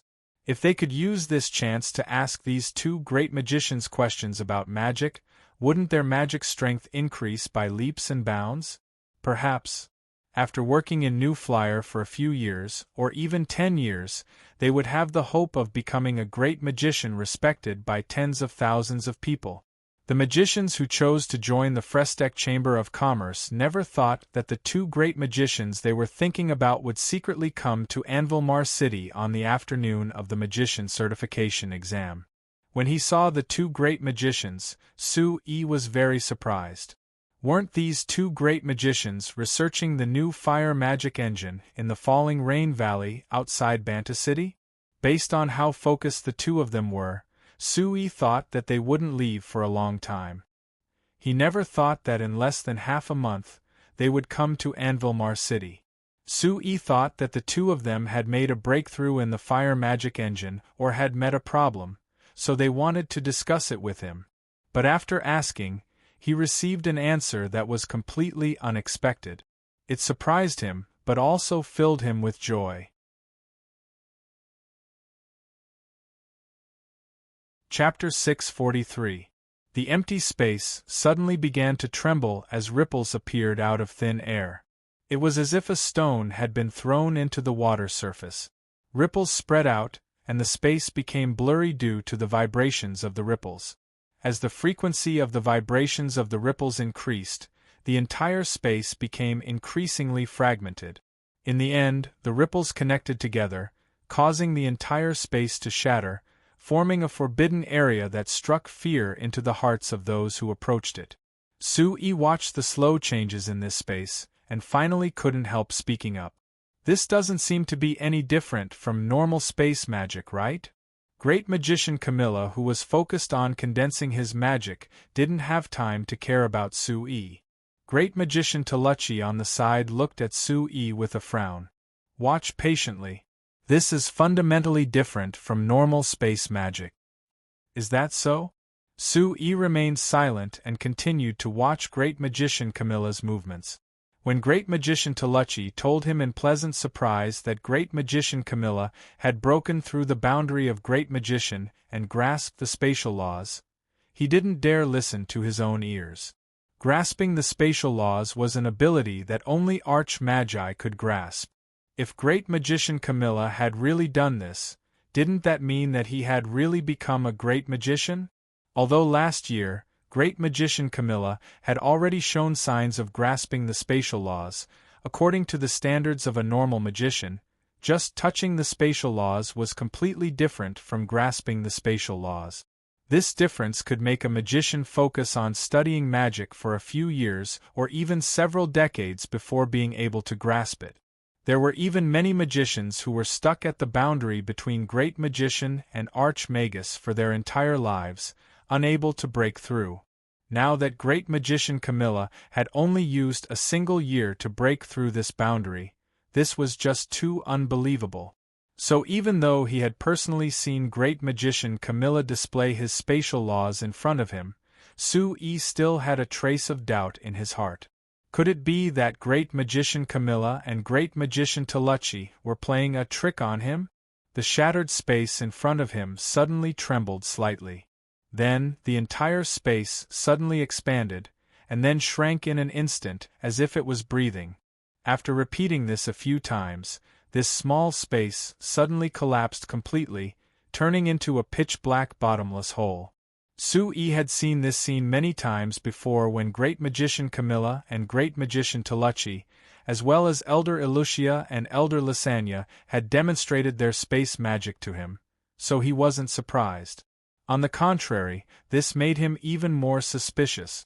If it was still like this, then where did Great Magician Camilla's control over spatial laws come from? Just as this thought flashed through his mind, the space around him changed again. Ordinary spatial magic was to compress and control a certain space, thus affecting everything within that space.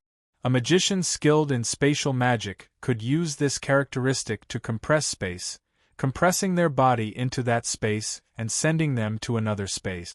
This was also known as teleportation magic. Although this space was still pitch black and no light could pass through, there was no difference on the surface, but Sue suddenly couldn't feel any elemental magic fluctuations in this space. This was an impossible matter. Any space had elemental magic, so naturally there would be elemental magic fluctuations. But no matter how Sue concentrated, he couldn't feel any elemental magic fluctuations in this space. It was like this space had disappeared into thin air. Sue stared at the frozen space in front of him with wide eyes. It was like the space in front of him had been dug out. After hesitating a bit, he asked Great Magician Camilla, "Grandfather, can I use my magic to investigate?" Great Magician Camilla laughed. "Do as you wish, you don't need to worry about getting hurt. I'm worried that you won't be able to control it well." Sue muttered in his heart, but he still released his magic. In the beginning, he was very careful, only controlling a trace of magic to investigate from the side. The surrounding space was normal, so when his magic investigated, there were natural elemental magic fluctuations. When this trace of magic reached the edge of the space, he couldn't feel any elemental magic at all. This trace of magic instantly lost its support, and it was like a person falling into a bottomless abyss, completely cutting off the connection with Sui. Sui was surprised. This was the magic he used, but he never thought that when it touched the edge of the space, it would be swallowed. This was too unbelievable. After pausing, Sui unwillingly increased the magic he used. However, when his magic touched the edge of the space again, it was the same as before, completely losing the connection with him. When he was about to try again, Great Magician Toluchi raised his hand to stop him. "Alright, there's no need to try again. Even if I use my magic, it will be the same as you, I won't be able to touch the space at all." Even Great Magician Toluchi couldn't do it? Sui looked at Great Magician Camilla in surprise. Although he was only revealing a faint smile, his smile was filled with pride. Sui walked around the space and found another place that surprised him. According to the explanation Great Magician Camilla gave him before, when a magician used spatial magic to affect space, the space they affected would normally be a sphere. However, the space that Great Magician Camilla was controlling now was a square. Just based on this, it already showed Great Magician Camilla's powerful control over this space. But what use does this have? Sui looked at the square space in confusion and couldn't help asking. "Grandfather, the so-called spatial laws, it can't be that you can freely manipulate space, right?" "Nonsense, how could it be that simple?" Great Magician Camilla glared at Sui. "I have only grasped a bit of the spatial laws, that's why I can easily control space. I call this spatial law imprisonment. As long as it is under my influence, any space can be completely imprisoned. In this space, not to mention objects, even time can be completely controlled by me. How about it? Are you afraid?" "Powerful. Very powerful." Sui kept nodding. As a ninth-grade magician who had some understanding of spatial magic, Sui naturally knew how powerful Great Magician Camilla was talking about. Great Magician Camilla actually used less than 2 years to break through the barrier that many high-grade magicians thought was the most difficult barrier. Sui was filled with joy. The new flyer before had a great magician like Great Magician Camilla, which was enough to make many people hesitate and not make a move against the new flyer. But now the new flyer not only had Great Magician Toluchi and the hidden Great Magician Runa, even Great Magician Camilla had become an arch-magus. Not to mention the signs, in the Lampari Kingdom, the Kingdom of Ruhr, and the Principality of Constantine, these small countries on the continent, they were definitely the strongest. "Don't be happy too early." Great Magician Toluchi poured a bucket of cold water on the excited Sui. Although Camilla's strength is enough, if he wants to become an arch-magus, he still needs the approval of the headquarters. Sui was stunned. Isn't it fine as long as he's strong enough? Why does he need the approval of the headquarters? Because only with the approval of the headquarters will everyone recognize you as an arch-magus. Great Magician Camilla explained. "Kid, you're just thinking that once I become an arch-magus, I can control the company. But if others don't recognize me as an arch-magus, you can't use my arch-magus sign to scare people," Great Magician Camilla said with a cold snort. Sui laughed and didn't deny it. "No wonder you and Great Magician Toluchi suddenly came to Anvilmar City. You should be taking a trip to the Magicians' Union headquarters, right?" "Right. Not only is it to obtain the approval of the headquarters, I also want to ask the other Arch-Magi to stabilize my strength as soon as possible," Great Magician Camilla said. Great Magician Toluchi suddenly gave a sigh. "Camilla is already an arch-magus and has grasped spatial laws, but I'm still a 4th-grade Great Magician and haven't broken through after all this time. Camilla, you are the first arch-magus in our Lampari Kingdom's several hundred years of history. I'm afraid the 4 of us can only look up to you in the future." Great Magician Camilla laughed and forcefully patted Great Magician Toluchi's shoulder. He pointed at Sui and said, "You indeed need to work hard. Otherwise, perhaps in another 10 years, you'll be caught by this brat." But you don't need to worry. The reason why I've improved so quickly in the past few years is because of the research I've done in the Magic Research Institute of the new Flying Chamber of Commerce. I've found that studying magic machines can greatly increase my understanding of magic. You don't understand it right now, but once you stay a bit longer, you'll naturally understand. Great Magician Toluchi nodded. Actually, I already have this feeling right now. For example, Su-Yi has always asked the researchers of our Academy of Magic to use the most precise data to describe magic arrays, hoping to create a complete data system to represent them. I've used this line of thought to research magic, and I've found that my understanding of magic has become much deeper than before. Really? Su-Yi was pleasantly surprised. Your Excellency Great Magician Toluchi, does this mean that you will also become an Archmagus in a few years? If it really is like this, that would be great. Our company will have 2 Archmagi. Let's see who dares have ideas about our company in the future. Great Magician Camilla and Great Magician Toluchi looked at each other with smiles. It was different from Great Magician Camilla looking at Su-Yi with a pampering gaze, but Great Magician Toluchi's eyes were filled with determination. Since Camilla could improve this quickly in the past few years, there was no reason why he couldn't. Thinking of this, Great Magician Toluchi looked at Su-Yi with a strange gaze. If he could improve as quickly as Camilla, it might really be because of working in the new flyer. Chapter 644. Great Magician Camilla had already grasped spatial laws, breaking through the boundary of the Great Magician realm.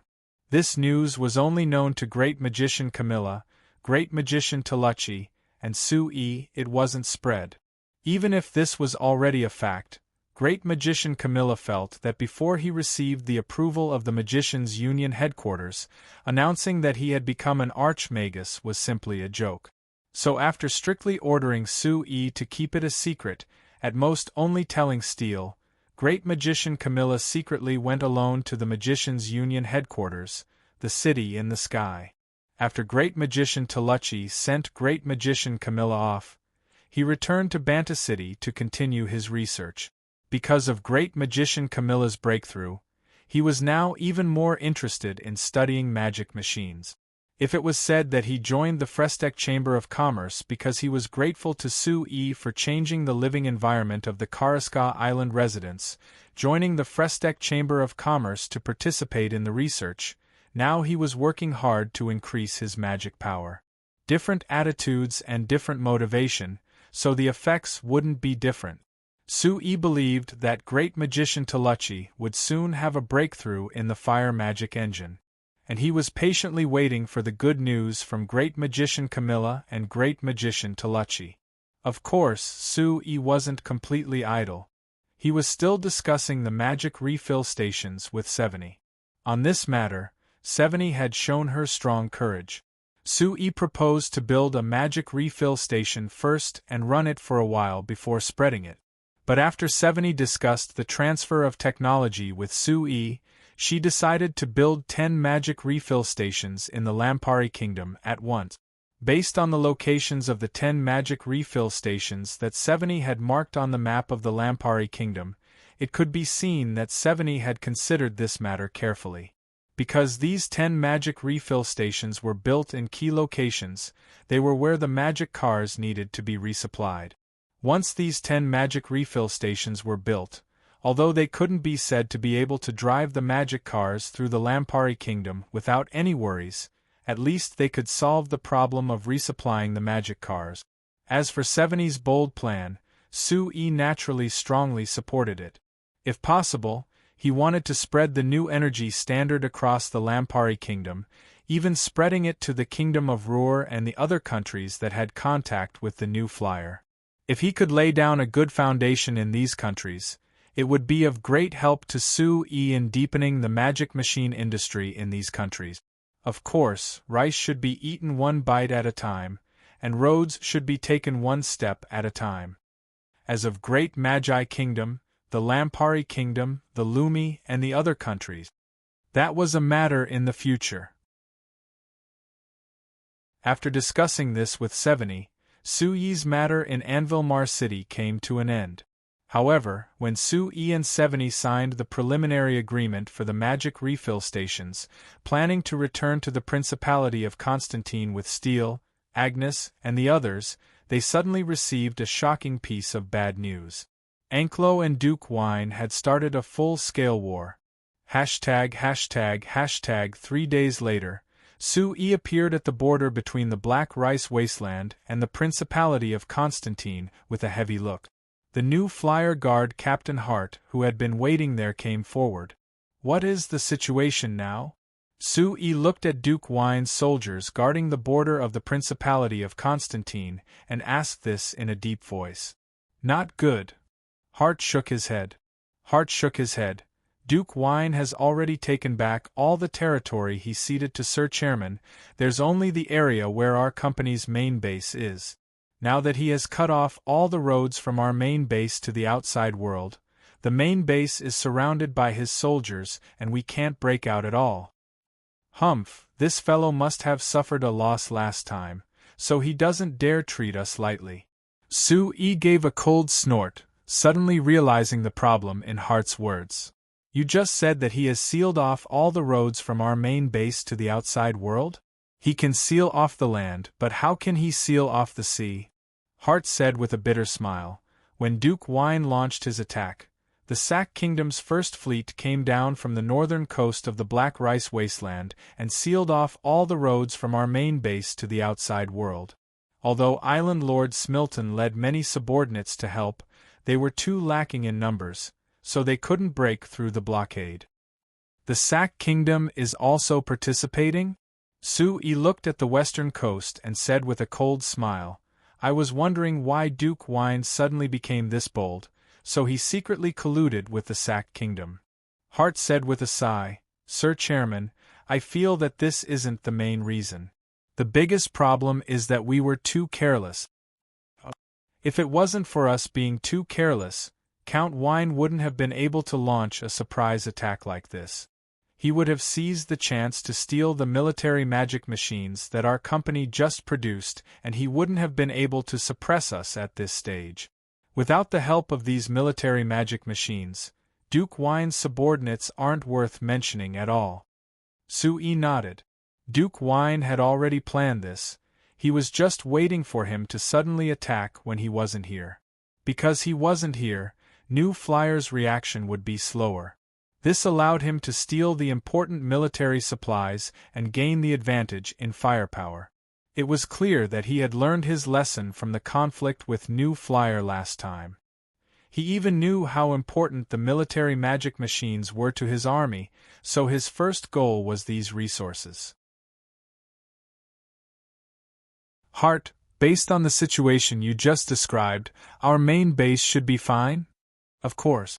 Hart stuck out his chest and said with a proud look, "Although we only have 1,000 guards, even if Duke Wine sent out tens of thousands of people, he definitely wouldn't be able to break through the abundant river.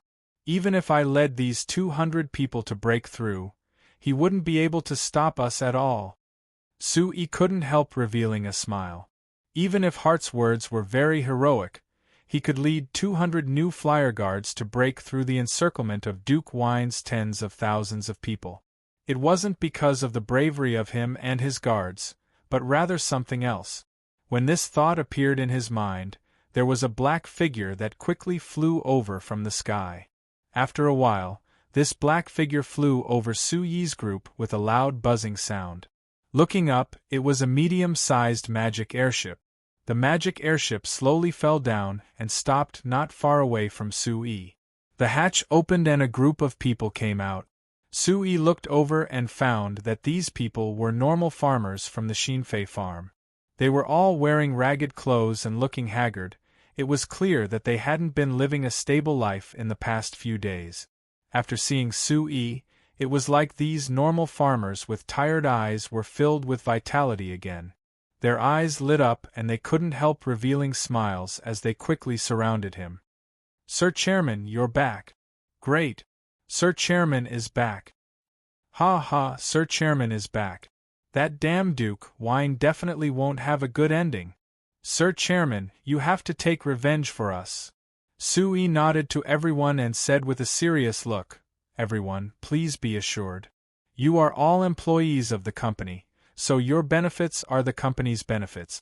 Now that you've been bullied by Duke Wine, the company will definitely get justice for you. No matter what losses you have, the company will compensate you. But my family! A middle-aged woman with a face covered in dirt broke out in tears. My family members were all killed by those damned bastards. How can you compensate me? Everyone's faces fell at the same time. Duke Wine's sudden attack caught everyone off guard. The people who were assigned to reclaim Su Yi's new territory were caught off guard, and almost none of them escaped. The reason why they were still alive was because they reacted quickly and their luck wasn't bad, meeting the new Flyers rescue team. Otherwise, they would have been like their families, hiding in the hands of Duke Wine's subordinates. Sui took a deep breath and narrowed his eyes as he said in a deep voice, There is nothing that can compensate for a person's life, but I can promise you that I will definitely make those damn fellows pay with their blood. After comforting these people, Sui had Hart choose some guards to escort these people into the Black Rice Wasteland. According to the arrangements, these people would be sent to Black Rice City and settled down in the new Flyers factories. As for what happened after, they would have to wait until Duke Wine was taken care of. Watching these people leave under the escort of the guards, Sui turned to look at Evita, who came out of the airship. Seeing her tired and pale face, he couldn't help giving a sigh. This calm girl had been on the battlefield all these years, relying on the magic airship to search for survivors, so she must be tired. Seeing Sui look over, Evita gave him a weak smile. Chairman, I'm sorry. I wanted to bring out the most important technical staff of the company, but seeing these people, I couldn't reject their request for help. Sui waved his hand. You did very well, you don't need to apologize to me. After saying this, he reached his hand out to Evita. Then he reached out to her. Since you've been in the sky these days, you must have had some gains, right? Evita took out a neatly folded piece of paper from her chest. Sui opened it and found that it was a map of the north of the Principality of Constantine. But it was different from normal maps. There were many special markings on this map. Chairman, this is the division of Count Wine's forces that I've investigated. These are the warehouses where he stores military supplies. As for these places, although I'm not certain, I'm guessing that there should be some military supplies stored there. Sui patiently listened to Evita explain the markings on the map. He clenched his right fist and slammed it down on the map on the ground. Very good, Evita. This time we've defeated Duke Wine, you have the greatest merit. After saying this, he stood up and looked around before raising his voice to shout, Brothers, since I'm back then, let the counterattack begin.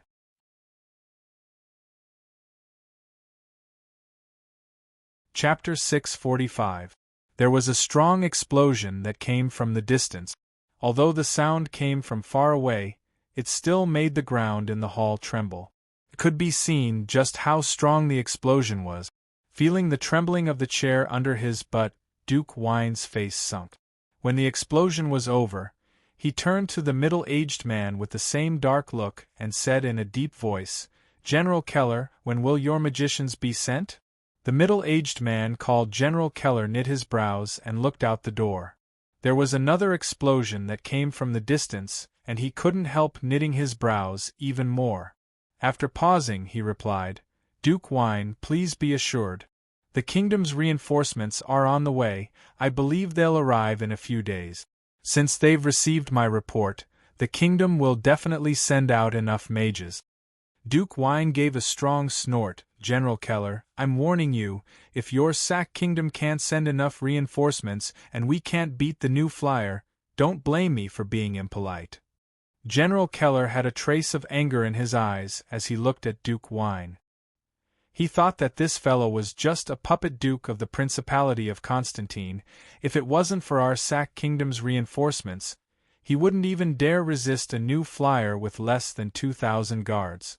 This useless fellow, He actually dared to blow his beard in front of the sacked kingdom's first fleet commander. He simply didn't know the immensity of heaven and earth. He had to report this to the Royal Army headquarters after he went back and let the higher-ups seriously consider their attitude towards this Duke Wine. Even if they took care of the new flyer's harassment, this Duke Wine definitely couldn't stay. These thoughts flashed in General Keller's mind. When he was about to say a few more words to Duke Wine, there was an even stronger explosion that came from outside. Judging from the sound, this time it was even closer than before. General Keller's expression changed again. Although this new flyer had less than 2,000 guards, they were surprisingly hard to deal with. This was because the new flyer's guards had large amounts of elven and dwarven warriors, so their battle strength far surpassed normal human warriors. Moreover, because they were new flyer's guards, each one of them was equipped with military magic machines, so their battle strength had reached a terrifying level.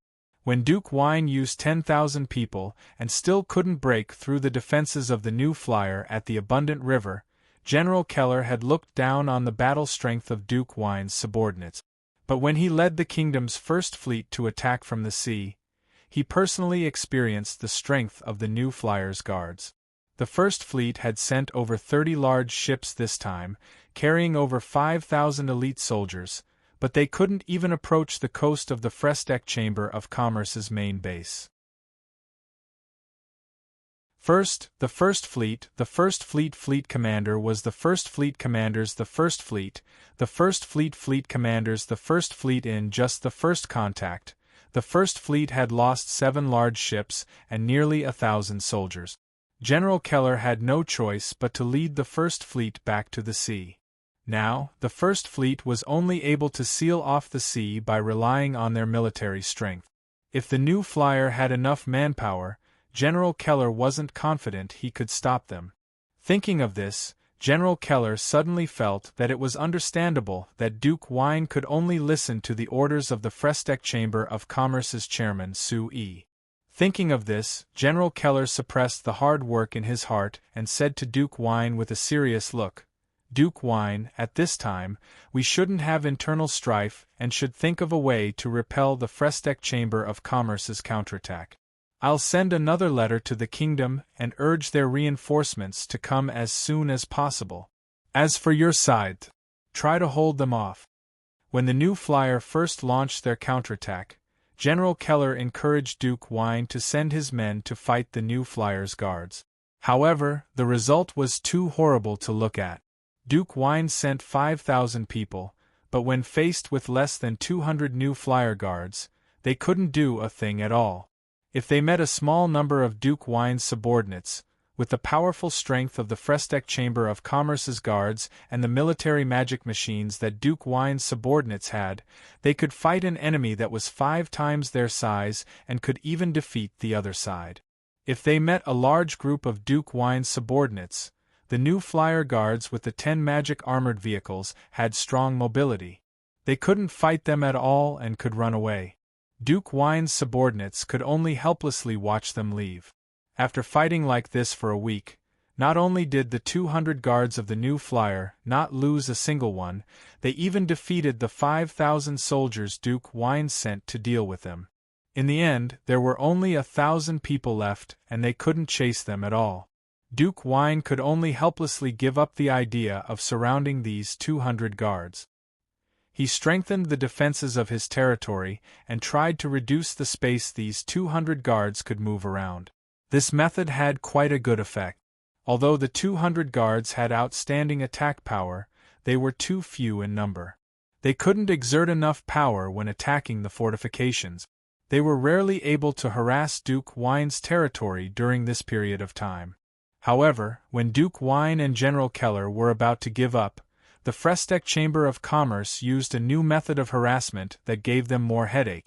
Moreover, they couldn't find a way to deal with this harassment. After promising Duke Wine that he would urge the Saw Air Kingdom to send out magicians as soon as possible, General Keller left Duke Wine's manor. After mounting his warhorse, General Keller couldn't help but look at the distant sky. There was a black cloud, that was quickly moving into the distance. This black cloud was the magic airship New Flyer had sent to harass Duke Wine's territory. Facing this giant thing that could fly several hundred meters above the ground, not only did Duke Wine, who didn't have many magicians under him, have no way, even General Keller didn't have any powerful magicians with him this time, so he also had no way of dealing with it. In this situation where there was no threat at all, this magic airship had given Duke Wine's territory and even the Sack Kingdom's first fleet that wasn't far away from the coast, blocking the exit of the New Flight Commerce main base. This magic airship flew around in the sky almost every day, throwing down several magic rockets from time to time, creating powerful explosions on the ground.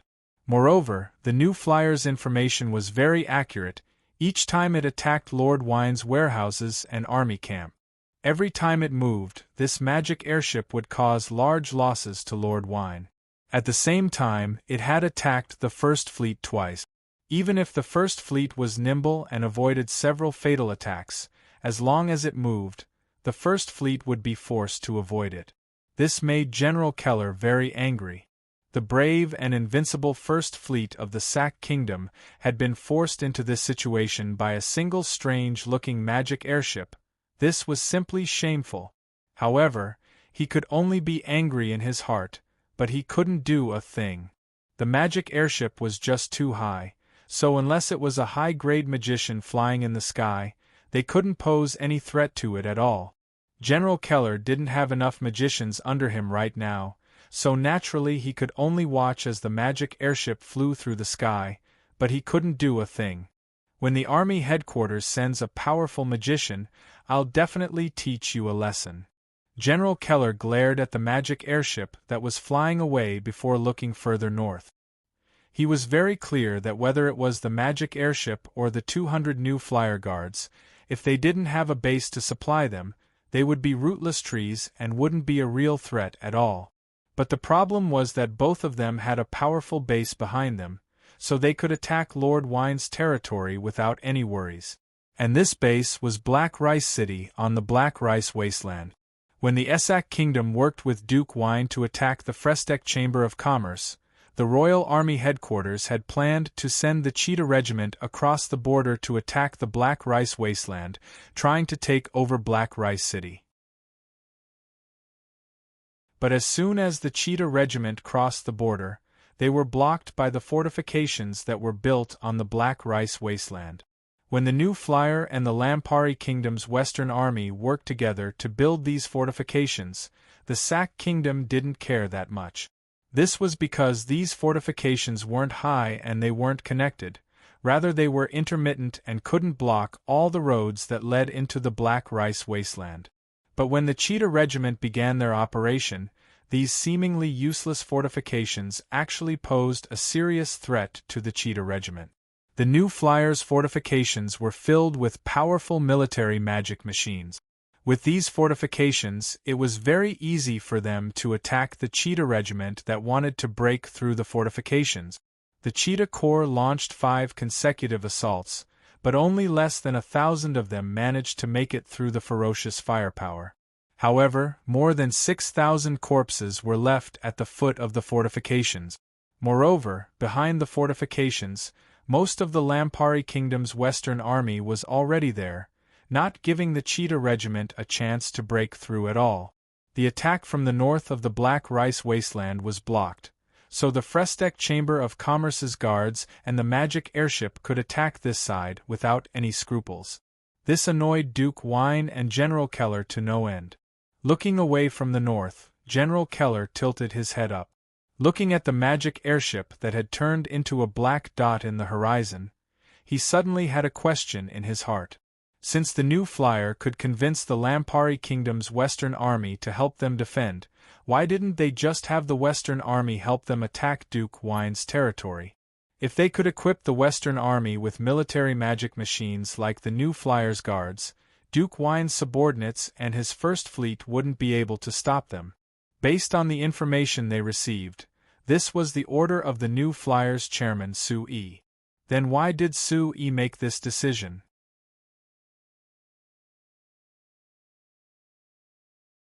Chapter 646. Why? Sue-E looked at Chairman Cruz with a natural look. Isn't it simple? Of course it's because it costs too much money. Too much money? Chairman Cruz's face twitched. This situation is related to the life and death of your new flyer, and you're telling me that you're afraid of spending money? It's not like you don't have money. Sue-E waved his hand with a smile. Don't be this excited. I am indeed rich, but I can't just spend money like this, right? Don't forget, after this matter is over, we still need to spend a large amount of money to rebuild our territory. What will we do after we use up all the money? Chairman Cruz looked at Sue-E with a look of disbelief. I say, what are you thinking? At this time, you're still prioritizing rebuilding after the war? Don't forget that your company's main base is surrounded by Duke Wine's subordinates and those fellows from the Sac Kingdom. You're not worried that they won't be able to hold on and their defenses will be broken, swallowing the entire base? Sue-E looked at him. You want to hear the truth? Nonsense. All right, the truth is, I'm not worried. Sue-Ye's reply made Chairman Cruz unable to stop himself from glaring at him. This Sue-E was simply crazy. According to the reports from various sources, there were over 30,000 soldiers of Lord Wine and the Sac Kingdom surrounding the Frestec Chamber of Commerce's main base, but the Frestec Chamber of Commerce only had a pitiful 1,000 guards. Anyone who looked at it would feel that there was a large difference in strength, so why did Sue-E not look worried at all? Why should I be worried? You've already said it, there is a large difference in strength, so what should I be worried about? Sue-E asked back. Chairman Cruz was almost confused by Sue-E. Hey, do you think it's because your new flyer's guards are much stronger than them? Who would have thought that? Sue-E would nod. Yes, that's what I think. President Cruz slapped his forehead hard, wondering if Sue-E had been driven crazy by the grim situation before him. Otherwise, why would he say such nonsense? Don't doubt me. Sue-E smiled and waved his hand. Cruz, haven't you noticed that ever since our Chamber of Commerce developed a large number of military magic machines, the way of war has changed? At this time last year, you should know about the civil war in the Lampari Kingdom, right? President Cruz frowned. What? You want to say that Her Majesty Seveni's 5,000 guards defeated the resistance of Duke Stag's side? That's right, Her Majesty Seveni's guards did obtain a large number of military magic machines from your new flyer to have such a strong battle strength, but Her Majesty Seveni's guards also had over 5,000 people and your Shinfei Chamber of Commerce only had over 2,000 guards. How can you compare?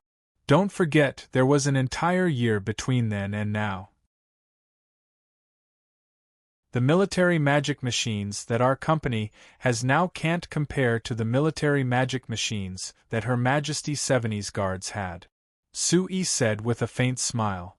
You want to say that the military magic machines are stronger now? President Cruz still had a deep frown. But don't forget, Duke Wine's subordinates are also using the military magic machines provided by your company.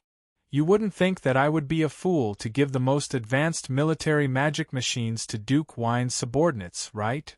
Sue-E rolled his eyes at President Cruz. Moreover, what do you think I've been doing these past few days? Let me tell you, most of Duke Wine's armaments have been destroyed by the special forces and magic airships that I sent. Without supplies, Duke Wine's military magic machines could only last for 3 days at most. Without the support of the military magic machines, what difference is there between his subordinates and being unarmed? President Cruz opened his mouth, but he found that he couldn't refute this at all. Sue-E wasn't wrong at all. After the civil war in the Lampari Kingdom last year, as well as the battles between the lords of the Principality of Constantine over the past year, everyone recognized a fact. The existence of the military magic machines produced by New Flyer had completely changed the way wars were fought on the continent. In the current war, it was no longer a competition of who had more people, who had better weapons and armor, or who had better quality soldiers and better training. It was simply a competition of which side had more and more complete military magic machines. Compared to this, who could compare to the Frestec Chamber of Commerce that made military magic machines?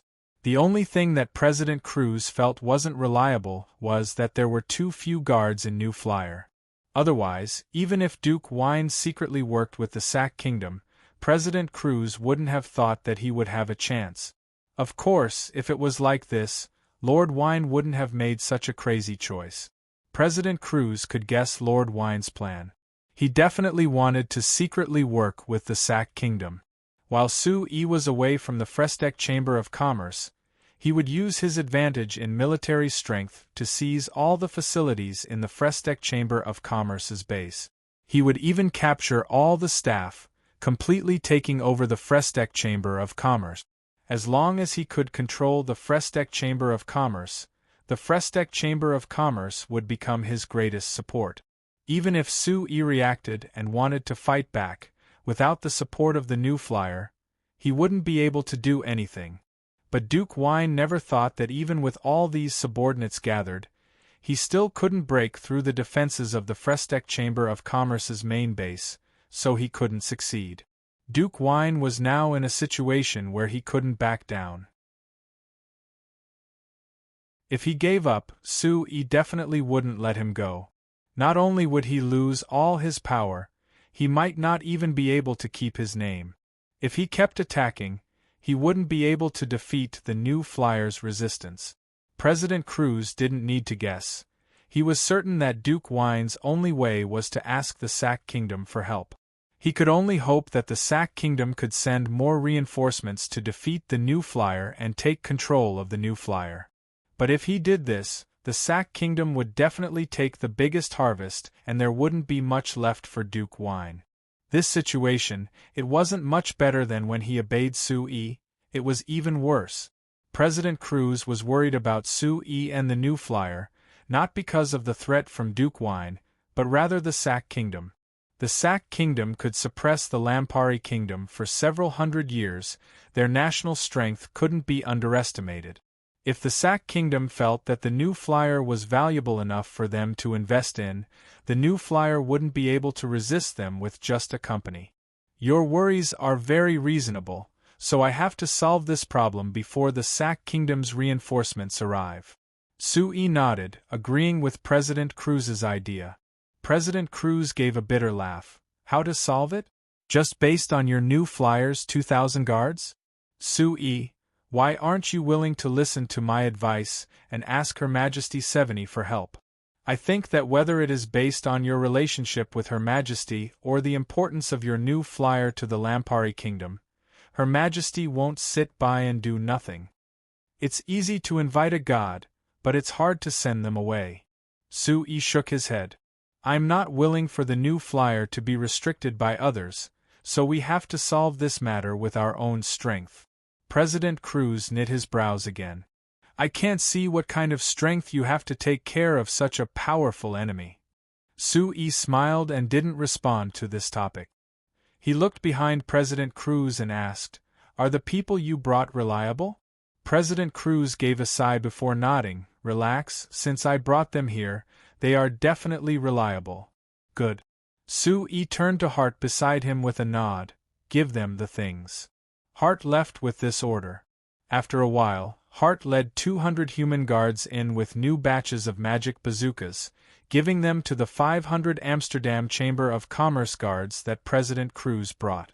Seeing Hart and the New Flyer guards teaching their subordinates how to use these magic bazookas, President Cruz asked Sui, Are you certain you want to give me 1,000 magic bazookas? Of course. This is the commission for hiring your company's guards. You can't save on this. Sui said with a smile. President Cruz nodded. If it wasn't for you agreeing to give me these things, I wouldn't have let our company's precious guards get involved in this mess. You think that our company's guards aren't precious? Sui gave a chuckle. He took out a telescope and looked into the distance. Right now, he and President Cruz, as well as the 200 guards of the New Flyer and the 1,000 guards of the Amsterdam Chamber of Commerce, were all on the giant Unfolding Wings magic ship. The Unfolding Wings magic ship was currently sailing at around 10 knots on the sea, coming to the northwest of the Black Rice Wasteland. If they sailed another 50 kilometers, they would enter the Sac Kingdom's sea area. Sui looked forward with the telescope for a while before there was a buzzing sound that came from his body. Sui reached into his chest and took out a small magic communicator. Pressing the button, Evita's calm and gentle voice came from the magic communicator. "Chairman, we've already seen the Sac Kingdom's fleet. They're currently at 11 o'clock northwest of the Unfolding Wings magic ship, around 20 kilometers away." "All right, received. Continue observing and report if there are any developments," Sui said. "Yes." Sui hung up and turned to look. He found that President Cruz was looking at the magic communicator in his hand with a strange look before revealing a proud smile. "In modern warfare, the most important thing is information. We are ahead of the Sac Kingdom in this aspect. Do you think that I still need to worry about winning?" After saying this, he didn't wait for President Cruz's reaction. Sui gave an order to Narvel, who was already waiting on the side. 11 o'clock northwest, full speed ahead. Narvel turned to leave. A moment later, the huge hull of the Unfolding Wings shook violently, and its speed quickly rose to a maximum of 15 knots, breaking through the waves in the northwest direction.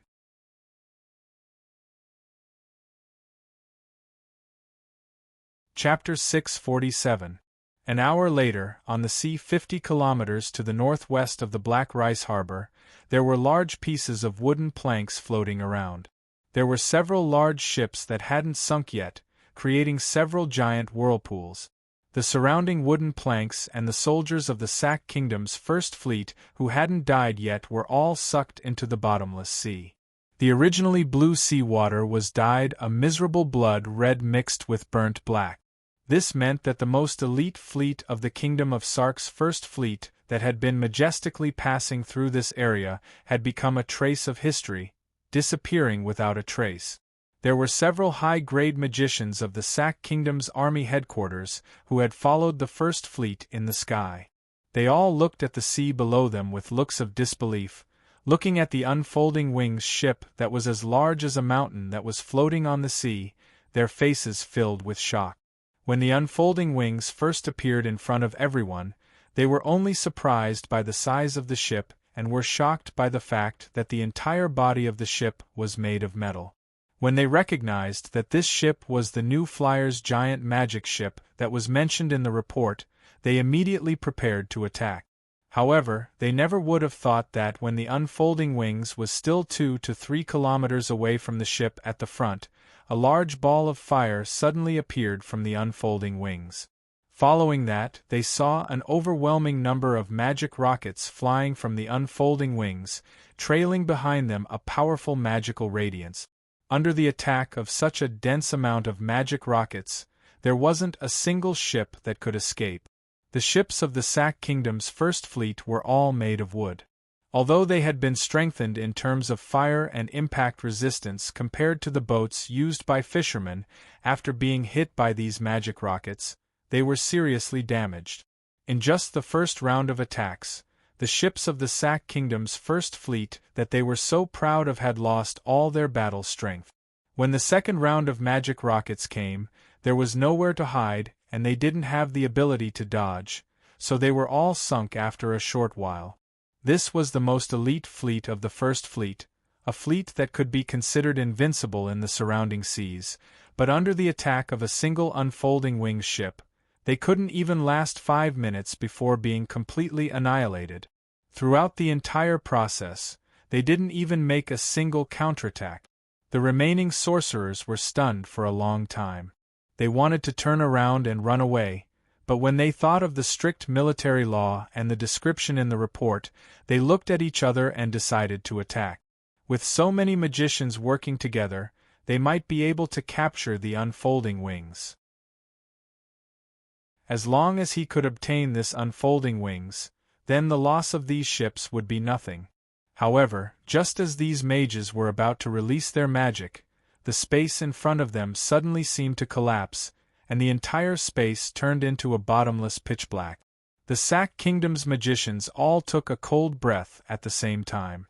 It's actually spatial magic. They actually have a great magician." These magicians looked at each other and without any hesitation, they turned to head north in the direction of the Sac Kingdom. Sui withdrew his hand and stopped the mana fluctuations. Turning to look at the stunned Chairman Cruz, Sui revealed a faint smile. "Now do you still doubt the strength of me and my company?" Chairman Cruz gave a long sigh and said in an emotional voice, "Sui, you are simply a monster. The new flyer that you created is also a monster." Sui laughed before giving the order to Narvel, "Return." The unfolding wings ship made a beautiful arc on the sea and turned to head back to the waters of the Principality of Constantine. ####. 2 days later, the unfolding wings ship that had been prepared was in a fierce battle with the Sac Kingdom's first fleet led by General Keller in the waters to the northwest of the Principality of Constantine.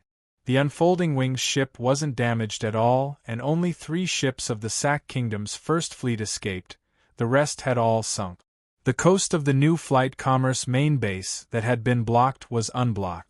5 days later, the new flyer guards with the 5,000 guards hired from the Amsterdam Chamber of Commerce, the Armani Chamber of Commerce, the Rimet Chamber of Commerce, and the Fulcao Chamber of Commerce suddenly launched a counterattack from the new Flight Commerce main base. Under this incomparably fierce attack, Duke Wine's subordinates couldn't resist at all and their defenses were instantly broken. Duke Wine's blockade of the new flyer was over. A week later, the new flyer continued their attack, breaking 4 defenses of Duke Wine's subordinates and attacking Duke Wine's private manor. Duke Wine saw that this was bad and escaped ahead of time, disappearing without a trace.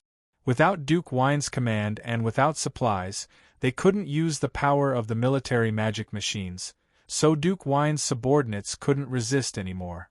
Half a month later, after completely defeating Duke Wine and taking over his territory, Sui surprised everyone. He didn't stop and directly attacked the 2 lords next to him. In just 10 days, Sui's private guards had completely defeated the 2 lords and taken over their territories. After this, Sui spent 20 days to recover. When everyone thought that Sui would stop like this and wouldn't wildly attack the other lords like Duke Wine, Sui suddenly moved again. It was fine if he didn't move, but once he moved, it was like thunder.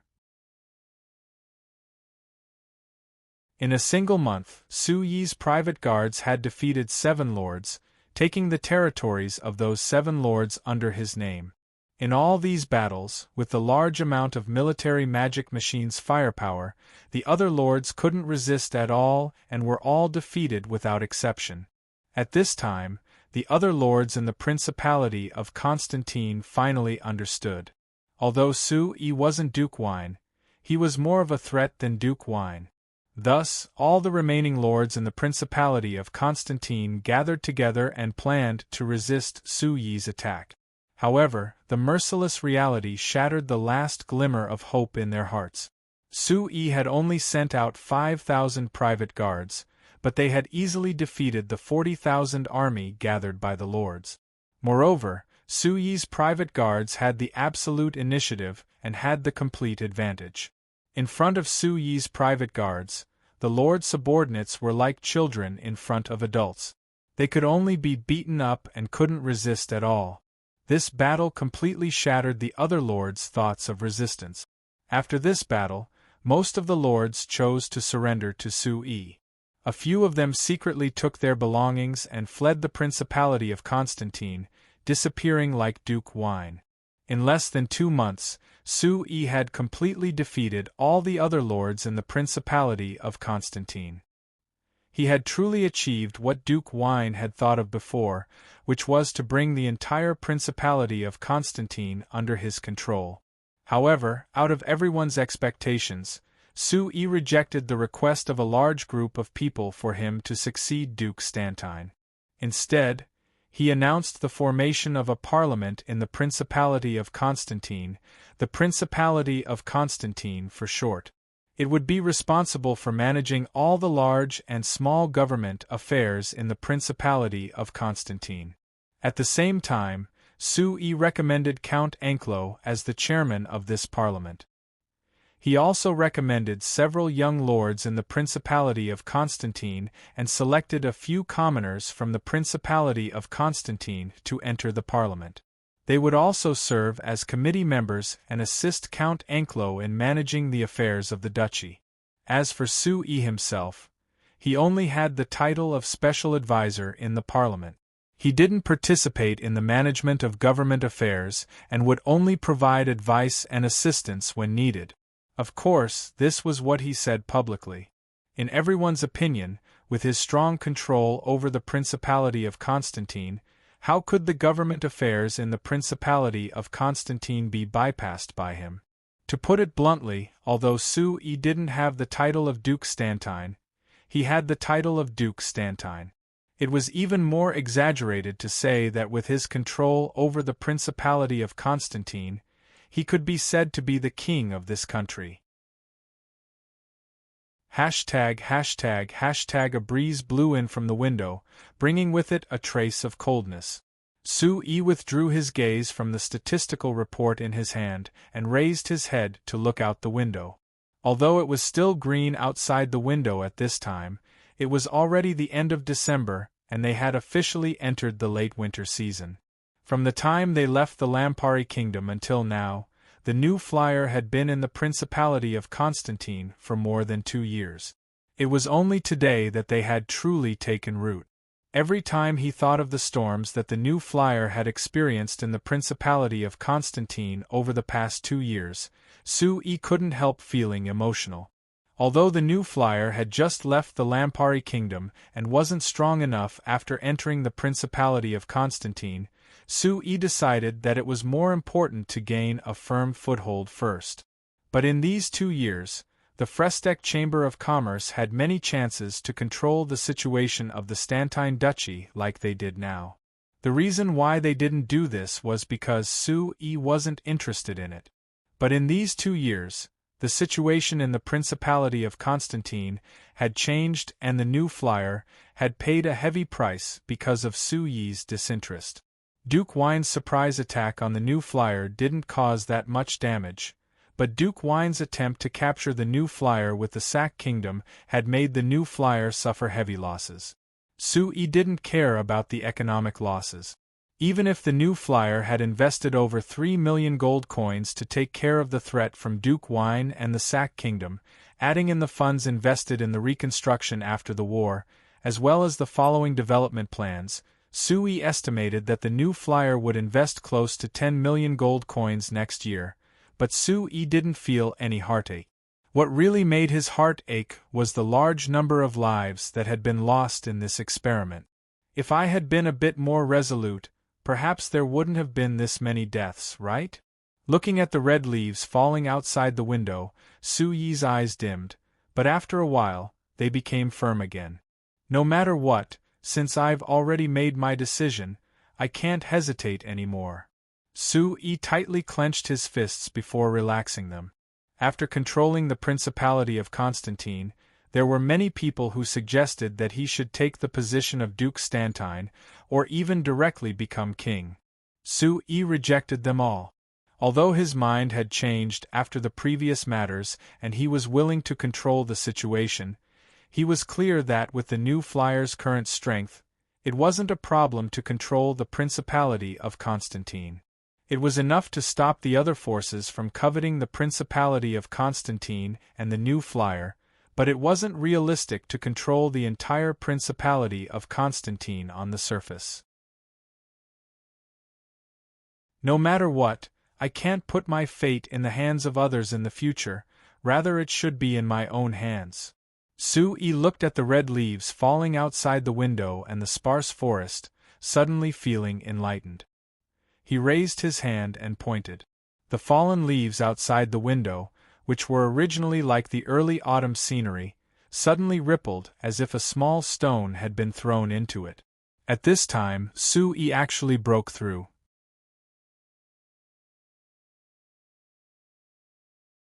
Chapter 648. A bright silver magic sedan quickly and smoothly crossed the border between the Kingdom of Ruhr and the Principality of Constantine, falling down the cliff that separated the two countries. After a while, it entered the Principality of Constantine section of the Stru Road, officially entering the Principality of Constantine. There was a road that was several dozen meters above the ground that supported the Stru Road as it entered the Principality of Constantine. It was several dozen meters above the ground at the edge of the road, so looking at it from the inside of the car, it was like they were quickly driving through the clouds. Occasionally, they could see a few sharp branches brushing past them, which made them feel even more nervous when they were at such a high place. The Canla Empire's ambassador to the Kingdom of Ruhr-Leiden Hakkinen rolled down the window and stuck his head out to look, as he couldn't help feeling emotional. This road that seems like it's built in the sky, it really makes one sigh in amazement. When I return to the Canla Empire, I will definitely ask His Majesty to build a road like this in our Canla Empire. Moreover, it has to be bigger and more majestic. Kennard sitting to his right revealed a faint smile. He thought that this ambassador Hakkinen really didn't forget to show off his pride as a citizen of the Canla Empire at any time. This Stru Road was finally built and the total cost was 2,130,000 gold coins. This section that connected the top and bottom of the cliff, connecting the Kingdom of Ruhr and the Principality of Constantine, was only 8 kilometers long, but the cost was over 800,000 gold coins. It was close to half the cost of the 1,300-kilometer-long Stru Road. It could be seen just how much it cost to build a road that seemed like it was built in the sky. This ambassador Hakkinen wanted the Canla Empire to build a road like this, or even bigger and more majestic, but he didn't consider the cost at all. Although the Canla Empire was one of the two empires on the signs, being stronger than small countries like the Lampari Kingdom and the Kingdom of Ruhr, the Emperor of the Canla Empire wouldn't easily agree to wasting this much money on a road. Of course, this thought was only in Kennard's mind. Naturally, he wouldn't say it out loud to dampen Ambassador Hakkinen's mood. After casually saying a few words, the magic sedan was already halfway down the road. The trees on both sides of the road gradually covered the entire road. Because of the dense trees, the road became a bit darker. However, at this time, rows of tall iron pillars appeared in front of the road. Hanging above the iron pillars were glass balls that emitted bright white light, illuminating the dark forest clearly. Ambassador Hakkinen's eyes couldn't help falling onto these lights, and he couldn't help praising, CEO Kennard, your new flyer really is rich. This kind of place actually has street lights, it really is unexpected. Kennard revealed a faint smile. Sir Chairman said that this road is the only road that leads to the Principality of Constantine, and it is the most convenient road. In order to welcome guests from other parts of the continent, this road has to be the best, so every detail has been considered. Ambassador Hakkinen couldn't help smiling. That means that the roads in other parts of the Principality of Constantine can't compare to this road? I never thought that your Chairman Sue would care this much about appearances. Kennard smiled and didn't explain. The magic sedan kept sinking, and when it was about to reach the slight dream forest, the forest in front of them suddenly opened up and a bit of red appeared. Ambassador Hakkinen, the magic refill station is in front of us. We'll stop there and refill the car with some magic crystals while also taking a break. What do you think? Kennard pointed at the red building that seemed to have suddenly appeared in the forest as he asked this. The guest will follow the host, we'll listen to your arrangements. Ambassador Hakkinen nodded. The driver in front moved slightly and the magic sedan slowed down, stopping in the center of the magic refill station. Ambassador Hakkinen came out of the magic sedan at Kennard's invitation. Looking around, he found that the magic refill station wasn't that big, it was only around 1,000 square meters. But although it was small, it had all the essentials. This small magic refill station didn't just have 2 machines that were responsible for supplying high-concentration magic crystals, it also had a row of small rooms that were the offices of the magic refill station. At the same time, there was a small store that sold some daily necessities. Other than that, there was a small maintenance station that could help magic cars that encountered problems. Other than this, there was even a toilet built here. When he first saw this toilet, because it was different from normal toilets and looked very clean from the outside, Ambassador Hakkinen didn't know that it was a toilet and thought that it was a house. It wasn't until Kennard tactfully asked him if he needed to relieve himself, which caused him to have the urge to pee, and then brought him in. Only then did he realize that this small house that looked very beautiful and tidy from the outside was actually a place to relieve himself.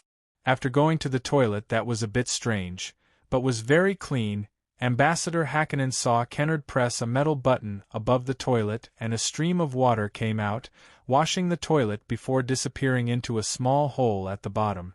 He was instantly surprised. Learning from Kennard, he pressed the button above the toilet he was using. Seeing the water wash the toilet clean, Ambassador Hakkinen understood. No wonder this toilet looked so clean.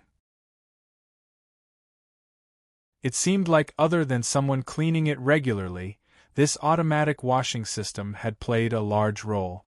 It was said that New Flyer always made some strange things, but he never thought that their toilets would be this different. Turning his head, he saw Kennard walk to a stone washbasin-like object in the outer room. He pressed the metal button on top of the washbasin and a stream of water flowed out from a metal pipe above the washbasin.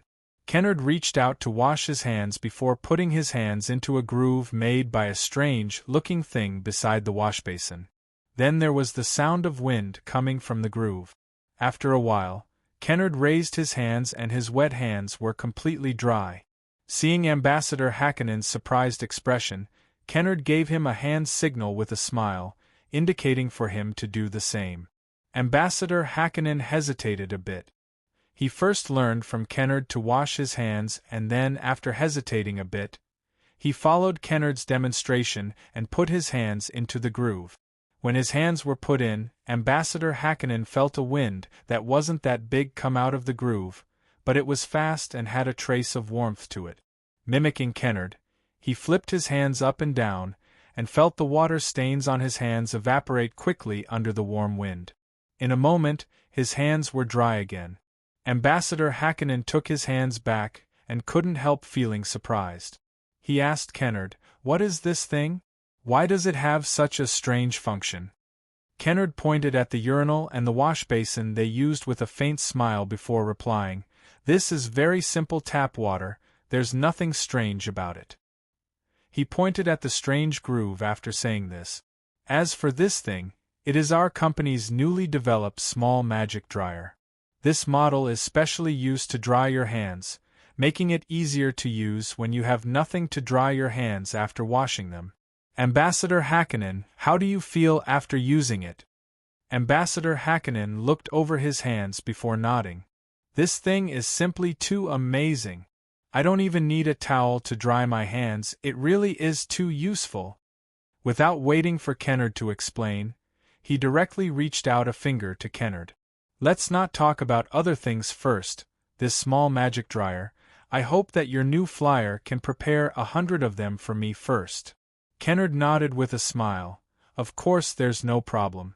Sir Chairman has specially said that as long as Ambassador Hakkinen has a request, we will definitely satisfy it first." Ambassador Hakkinen laughed. "Chairman Sue has always been straightforward, I've always known this." Kennard's smile couldn't help revealing a trace of ridicule. The straightforward Ambassador Hakkinen mentioned was of course referring to Sir Chairman giving him over 3,000 gold coins worth of household magic machines in these 2 years. Otherwise, how could this greedy fellow be this polite? He was even willing to follow Kennard to the Principality of Constantine for a field trip? But Sir Chairman had received quite a good return on his investment in this fellow. Ambassador Hakkinen returned to the Canla Empire to report during the New Year's, and also brought the household magic machines that Sue had given him back to the Canla Empire. These novel things quickly attracted the attention of others, and were praised by many nobles in the capital, Wimbledon City. These nobles that were close to Ambassador Hakkinen weren't as incompetent as Ambassador Hakkinen. There were many people with unique eyes. From these novel household magic machines, many people saw a business opportunity. So there were several nobles from the Kanla Empire who asked Ambassador Hakkinen to investigate these household magic machines. There were even people who directly placed orders with New Flyer through Ambassador Hakkinen. The reason why Ambassador Hakkinen was willing to come all the way to the Principality of Constantine was mainly to complete these requests. This was perhaps a small matter for Ambassador Hakkinen and the nobles from the Kanla Empire, but it was a large matter for New Flyer. Because this meant that New Flyer's products could enter the Kanla Empire. Compared to the Lampari Kingdom, the Kingdom of Ruhr, the Drake Duchy, and the Mirando Duchy, the Kanla Empire was a giant. If New Flyer's products could enter this giant market, there was no doubt that New Flyer's quality would soar.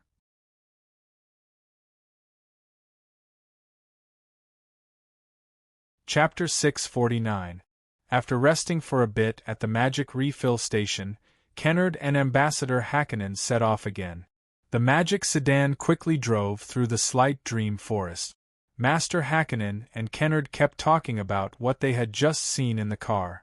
Compared to the small magic dryer, he was more interested in the water system that could automatically flush and wash his hands.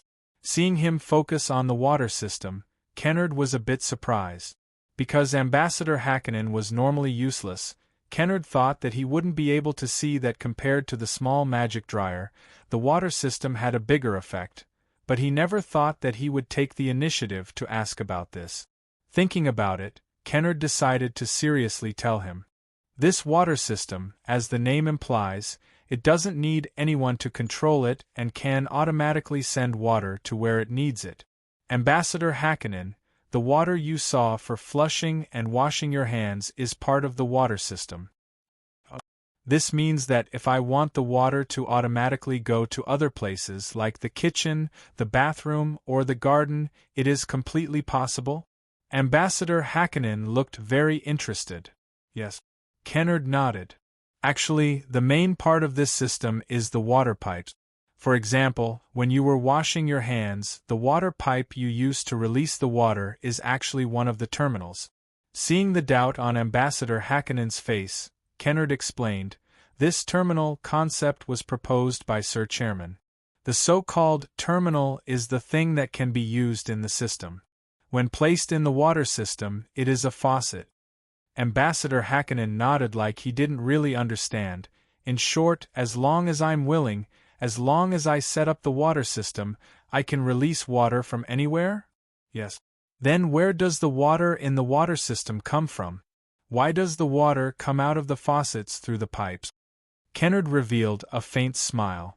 The water in the water system is actually the magic water pump that draws the water into a prepared reservoir. Then it uses the filtration system to obtain clean water, before sending it to a water tower high up and sending it to the faucets through the pipe. So it's like this. Ambassador Hakkinen suddenly understood. No wonder the water looked so clean. I even felt that it wouldn't be a problem to drink it directly. Of course, no problem. Kennard's smile had a hint of pride. The filtration system of this automatic water supply system uses a secret elven recipe to ensure that the water is absolutely clean and hygienic. It is much better than the underground well water used by ordinary people or the water obtained directly from the river. There's actually an elven secret recipe. Ambassador Hakkinen was a bit surprised. I've long heard that the elves have a close relationship with your new flyer, but I didn't think that the elves would be willing to share their secret recipe with you. This is really too amazing. There are many more things you're surprised about. Kennard snickered in his heart. However, he said, this is just one of the projects that the elves and our Chamber of Commerce are cooperating on. It's not for free. For example, the automatic water supply system, our Chamber of Commerce must share it with the elves. Right now, the elves of the Slight Dream Forest are also using this automatic water supply system, so all the facilities have been set up for them by our Chamber of Commerce for free. Being able to make the elves cooperate with you, this is already incredible." Ambassador Hakkinen clicked his tongue. When he was about to ask another question, he saw Kennard's eyes suddenly focus. Ambassador Hakkinen was stunned, thinking that something had happened. He followed Kennard's gaze and saw that under a large tree on the right side of the road, there was a figure lying there. "Stop the car," Kennard ordered the driver in front. The driver clearly understood Kennard's intentions and stopped beside the person lying on the ground. Kennard quickly got out of the car and came to the man's side to take a look. He used his hand to touch the man's neck and turned around to instruct the driver, "Looking at his condition, I'm afraid he can't move. Call for an ambulance." The driver nodded and took out a small rectangular box from his chest.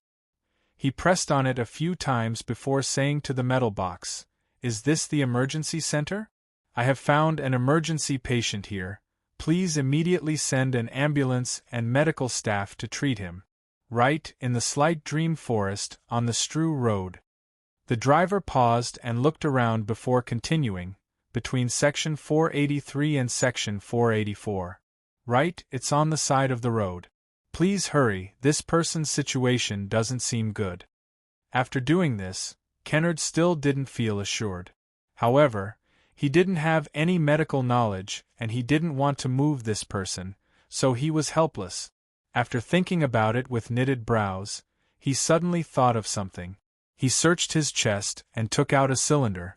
Raising it up, he pointed it at the sky and opened the lid. Pring! With a soft sound, a light green smoke came out of the cylinder and flew into the sky. After around 5 minutes, there was the sound of leaves rustling in the forest to the side as 2 slender figures suddenly jumped out of the trees. Ambassador Hakkinen looked carefully and found that these 2 figures had sharp ears and beautiful faces. They were actually 2 elves. Even if he was considered a first-class person in the Canla Empire, Ambassador Hakkinen had never seen elves in the Canla Empire before. This was his first time seeing living elves. The 2 elves nodded to Kennard and didn't ask what was going on because they had already seen the person lying on the side of the road. They saw the 2 elves walk beside that person and begin to seriously examine that person's situation. There was even a trace of green light coming from one of the elves' hands. Clearly they were trying to use elven magic to treat this person. Ambassador Hakkinen couldn't help rubbing his eyes as his face filled with shock. The person lying on the ground was a human. When did the elves do their best to treat a human? These 2 elves responding to Kennard's summons had already surprised Ambassador Hakkinen. Now that he saw that these 2 elves were willing to use magic to treat a human, Ambassador Hakkinen felt even more disbelief. Could it be? The relationship between the new flyer and the elves of the Principality of Constantine was already this good? With the help of the elves' special healing magic, that person's situation had clearly improved and he could even open his eyes slightly. But he was still very weak and couldn't even speak. At this time, there was a short and slow cry that came from the road in front of them, like there was a strange large bird that kept approaching. Hearing this sound, the expressions of Kennard, the driver, and the 2 elves all relaxed. After a while, a medium-sized passenger magic car that was painted pure white with 2 red lines came from the corner of the road and came to a stop beside Kennard. 2 young men in white robes came out with a stretcher. One of them checked that person before the 2 of them worked together to put that person on the stretcher. Then they put it in the modified medium-sized passenger magic car that opened in the back and sped off after a while. During this process, the 2 of them moved very quickly. It was clear that they had done this countless times and were very familiar with it. Of the people on the side, only Kennard said a few words to the 2 of them and didn't say anything else. When the magic car disappeared, the 2 elves gave Kennard a bow before jumping onto a tree and disappearing. Seeing the driver and Kennard get back into the magic sedan, Ambassador Hakkinen had a confused look. "Chief Executive Officer Kennard, since you want to save that person, why don't you do it to the end?" Why don't you find a good doctor and make sure he gets better? I've already given him to the emergency center, so naturally the people of the emergency center will take care of the rest. There's no need for me to meddle. Kennard replied with a smile. What does this emergency center do? Ambassador Hakkinen was even more confused. Could it be that it's specially used to save people? Yes, Sir Chairman specially allocated funds to build it. Right now in the Principality of Constantine, there are a total of 8 emergency centers scattered across the duchy. Sir Chairman said that this is far from enough, so according to the plan, we need to build at least 100 emergency centers in the duchy. Ambassador Hakkinen was a bit stunned. How much does that cost? I can see that you didn't even give them money, so this emergency center should be a public service center, right? It's wrong to say that it's a public service center. Kennard shook his head with a smile. Although according to Sir Chairman's rules, when these emergency centers meet patients, they have to consider treating them first, they still have to charge fees. If other people come for treatment, they will also be charged. Then the treatment fee for that person just now, I told them to put it on my tab for now. Isn't it still on your new flyers tab? What difference is there between that and free? Ambassador Hakkinen cursed in his heart, but he still praised with a smile on the surface. CEO Kennard, you really are kind. Kennard laughed. I'm flattered. Seeing Kennard's uncaring appearance, Ambassador Hakkinen's heart was filled with doubt. The new flyer's intention in setting up this emergency center should be the same as the companies of the Kanla Empire giving out free food and clothes to the poor, which was considered charity. He didn't doubt the new flyer's intentions, rather he was doubtful about the things he had just seen. First was the close relationship between the elves and the new flyer. Based on the water system and the way Kennard interacted with the two elves, the relationship between the new flyer and the elves wasn't as simple as just being close. Next was the small metal box that the driver had taken out. Why was it that when he said a few words to the box, there would be a magic car that would immediately rush over? That small box, just what kind of mysterious thing was it? Ambassador Hakkinen found that the more contact he had with the new flyer, the more surprises this new flyer brought him. He didn't know what kind of surprises Chairman Su would bring him when he saw him again.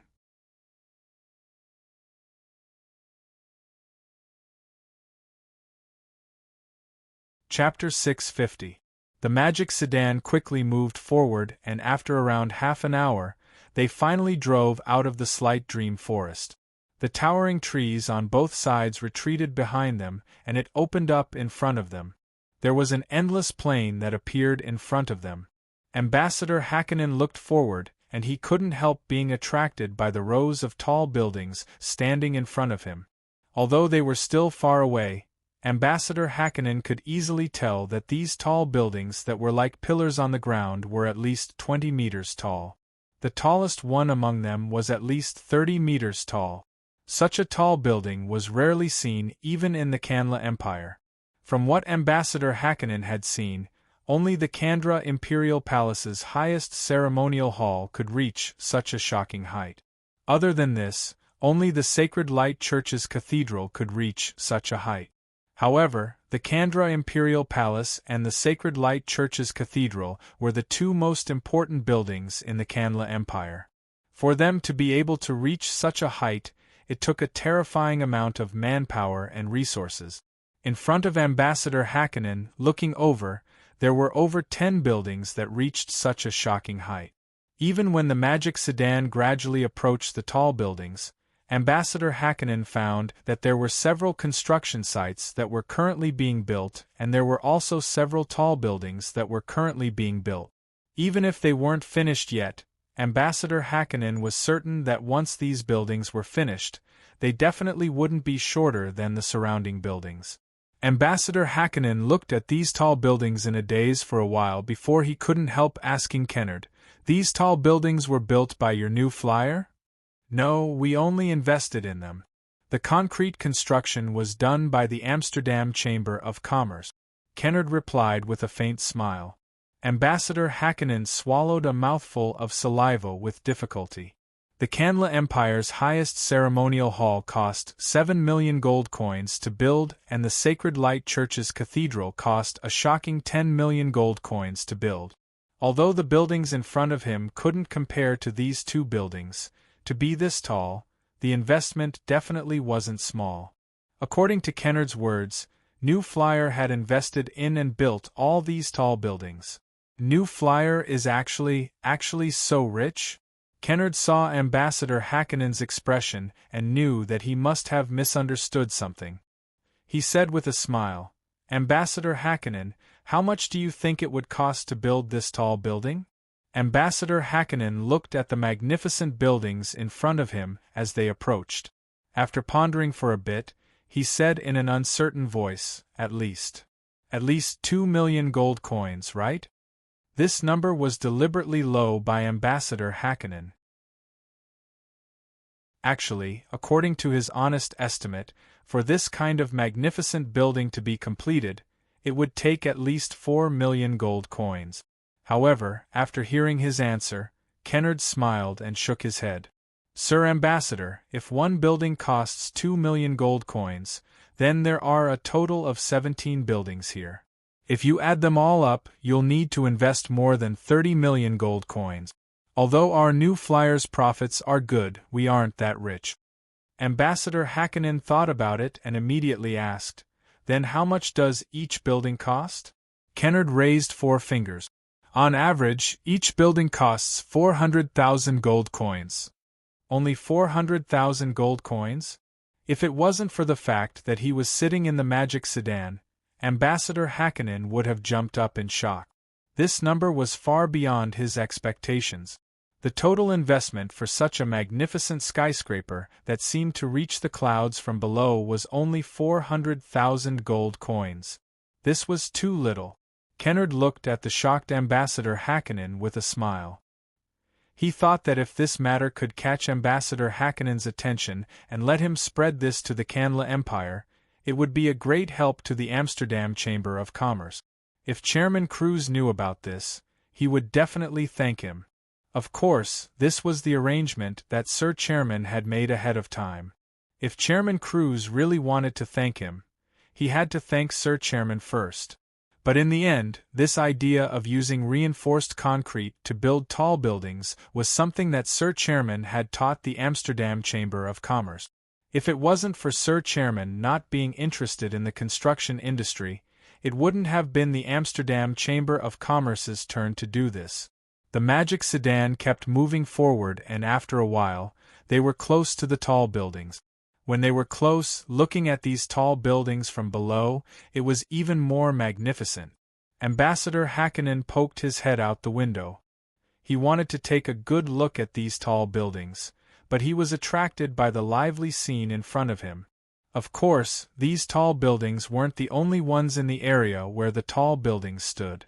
Under the tall buildings, spacious and flat roads crisscrossed, dividing the area into neat and uniform areas. Each area only had a single tall building, and around the tall buildings, there were shorter houses of different styles. There were even elven-style treehouses. These houses of different styles surrounded the tall buildings, and on the side facing the roads, there were all kinds of shops. Looking over, one could see the dazzling array of products in these shops that dazzled one's eyes. Whether it was the sides of the road or the shops, there were waves of people moving around, making this place very lively. In the people walking in and out of the shops, there were dwarves and elves that could be seen from time to time. There were even all kinds of beastmen with fierce appearances. In Ambassador Hakkinen's knowledge, other races were hostile to humans, and it was hard for them to coexist peacefully with humans. Especially the beastmen who were violent by nature. There were even some that ate humans alive. But here, whether it was the dwarves, elves, or these strange-looking beastmen, they were all very harmonious with humans. There wasn't a single trace of hostility at all. Ambassador Hakkinen even saw that in the crowd on the street, there were several groups of humans and other races mixed in. Both sides were walking together, talking and laughing like old friends. The atmosphere was very warm. Ambassador Hakkinen couldn't help giving a soft sigh. I've already heard that the new flyer could allow other races to coexist peacefully with humans, but I didn't personally see it before, so I didn't believe it. Now that I've seen it, I have to praise Chairman Su's abilities. Kennard laughed, not mentioning Sir Chairman's other abilities. His ability to form good relationships with other races was something no one could compare to.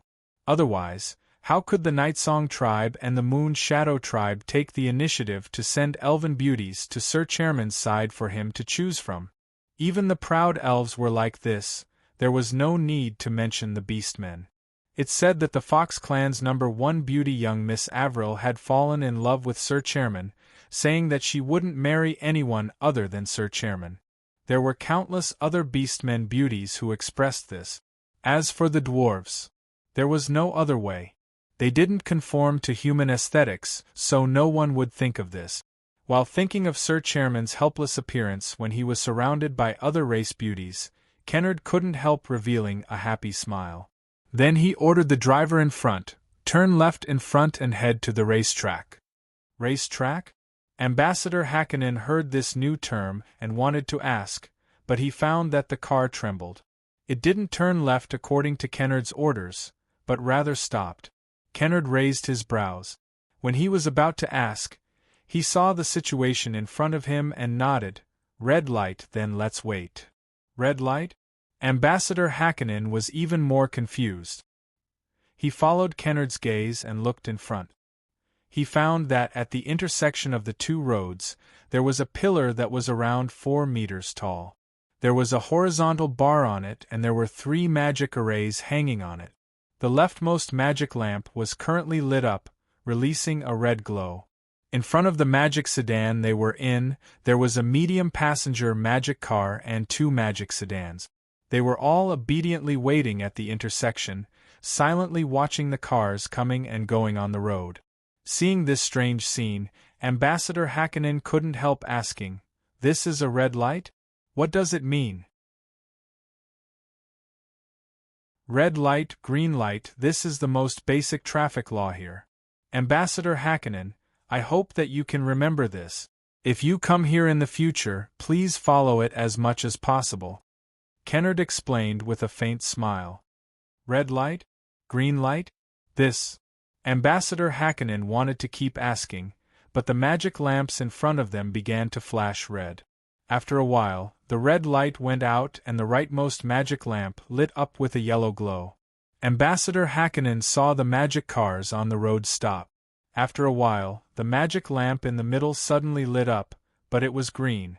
The medium passenger magic car and the 2 magic sedans in front started and the magic sedan they were in also started, turning left at the intersection.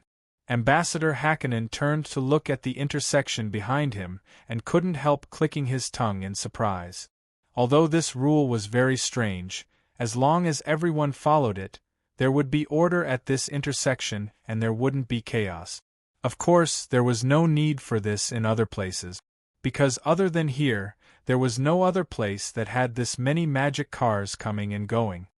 Ambassador Hakkinen, Sir Chairman is waiting for you at the racetrack. As a welcome, Sir Chairman will accompany you to watch a race. Kennard's voice pulled Ambassador Hakkinen back from his thoughts. Race? Ambassador Hakkinen slightly knit his brows, but he didn't keep asking. Since he came to the Principality of Constantine, everything he saw was new, so he always felt it was very fresh. If he kept asking, he couldn't help feeling like he was a farmer who had just entered the city. He really didn't know anything. So he closed his mouth and decided to patiently observe.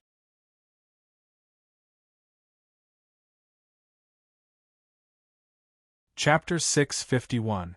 After around 20 minutes, the magic sedan carrying Kennard and Ambassador Hakkinen left the small town and came to an open space around 10 kilometers south of the small town. A large piece of land was enclosed by what seemed to be a wall. From afar, one could hear the incessant clamor coming from within the circle. Outside this circle, there was an open space where there were magic sedans, medium and large passenger magic cars of different colors, as well as several horse carriages. Seeing these horse carriages, Ambassador Hakkinen suddenly felt a sense of familiarity in his heart. After entering the Principality of Constantine, he had seen everything and encountered everything that he had never seen before. It even made him feel like he had come to another world. Now that he saw these familiar horse carriages, he felt like he was still in the signs. It wasn't like he had come to a new world after coming down from the cliff. There was a large group of people gathered in the open space outside, and they were all heading towards the enclosed area. Everyone had a look of excitement and expectation on their faces, like they were paying close attention to what they were about to see. What Ambassador Hakkinen didn't expect was that the magic sedan they were riding in didn't park with the other magic sedans. Rather, it went around a corner and came behind the wall before opening a door. After getting out of the car, Ambassador Hakkinen realized that his observation outside was completely wrong. This wasn't a simple wall at all, rather it was a very deep and thick building. When they came in through the door, it was like they had entered a cave that was deep and hard to see. If it wasn't for the light coming from the cave in front of them, he would have suspected that Kennard had brought him to a secret place. With Kennard leading the way, the two entered another door on the side. After walking through a long corridor for a while, they arrived in front of a large door.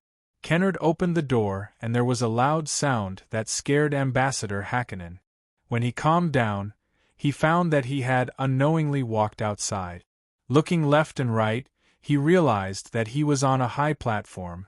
There were stairs leading up and down from the front, back, left and right. The steps were currently filled with people. The highest point was over 10 meters from the ground and the lowest point was less than 2 meters from the ground. So this thing that looks like a wall from the outside is actually an observation deck. Ambassador Hakkinen looked over this building that was like the Colosseum that could be seen everywhere in the Kanla Empire, but it was countless times bigger. He thought that to build this building, it would cost at least 3 million gold coins. But thinking of how Kennard said that the new flyer only needed 400,000 gold coins to build these buildings, he wasn't certain. At this time, there was a familiar voice that sounded in front of him. "Hey, dear Ambassador Hakkinen, welcome to the Principality of Constantine." Ambassador Hakkinen looked away and found that Sue who had appeared in front of him at an unknown time. "Ha ha, Chairman Sue, I'm finally meeting you." Ambassador Hakkinen immediately came forward with a wide smile and gave Sue a warm hug. If one looked at the current appearance of the two, who would have thought that they were already on the verge of fighting the first time they met? "Your Excellency Ambassador, coming from Caracas City that is over 1,000 kilometers away, it must have been very tiring, right?" Sue invited Ambassador Hakkinen to sit down on a cushioned seat while asking this with a smile. No, it wasn't tiring at all. Ambassador Hakkinen shook his head with a smile. "We took the smoothest roads and rode in the most comfortable magic sedan, so it only took a single day. Compared to the half-a-month journey from Arcane Empire to Caracas City, it was countless times easier. It's only 3,000 kilometers from the Kanla Empire's capital, Wimbledon City, to Caracas City, so it shouldn't take half a month, right?" Sue asked. Ambassador Hakkinen knit his brows as he looked at Sue. Seeing his surprised and confused look, he didn't know if this fellow was doing this on purpose or not. Chairman Sue, before going from Wimbledon City to Caracas City, there weren't any roads. Moreover, I took a horse carriage the entire way. How could it be faster than a magic sedan? Oh, right. Sue patted his head and revealed an enlightened look. After thinking about it, he continued, "All right, in order to make Your Excellency Ambassador's journey easier, as well as to welcome Your Excellency Ambassador's first visit to the Principality of Constantine, I represent New Flyer to give you our company's newest magic sedan. What do you think?" "Really? That's great." Ambassador Hakkinen was filled with joy.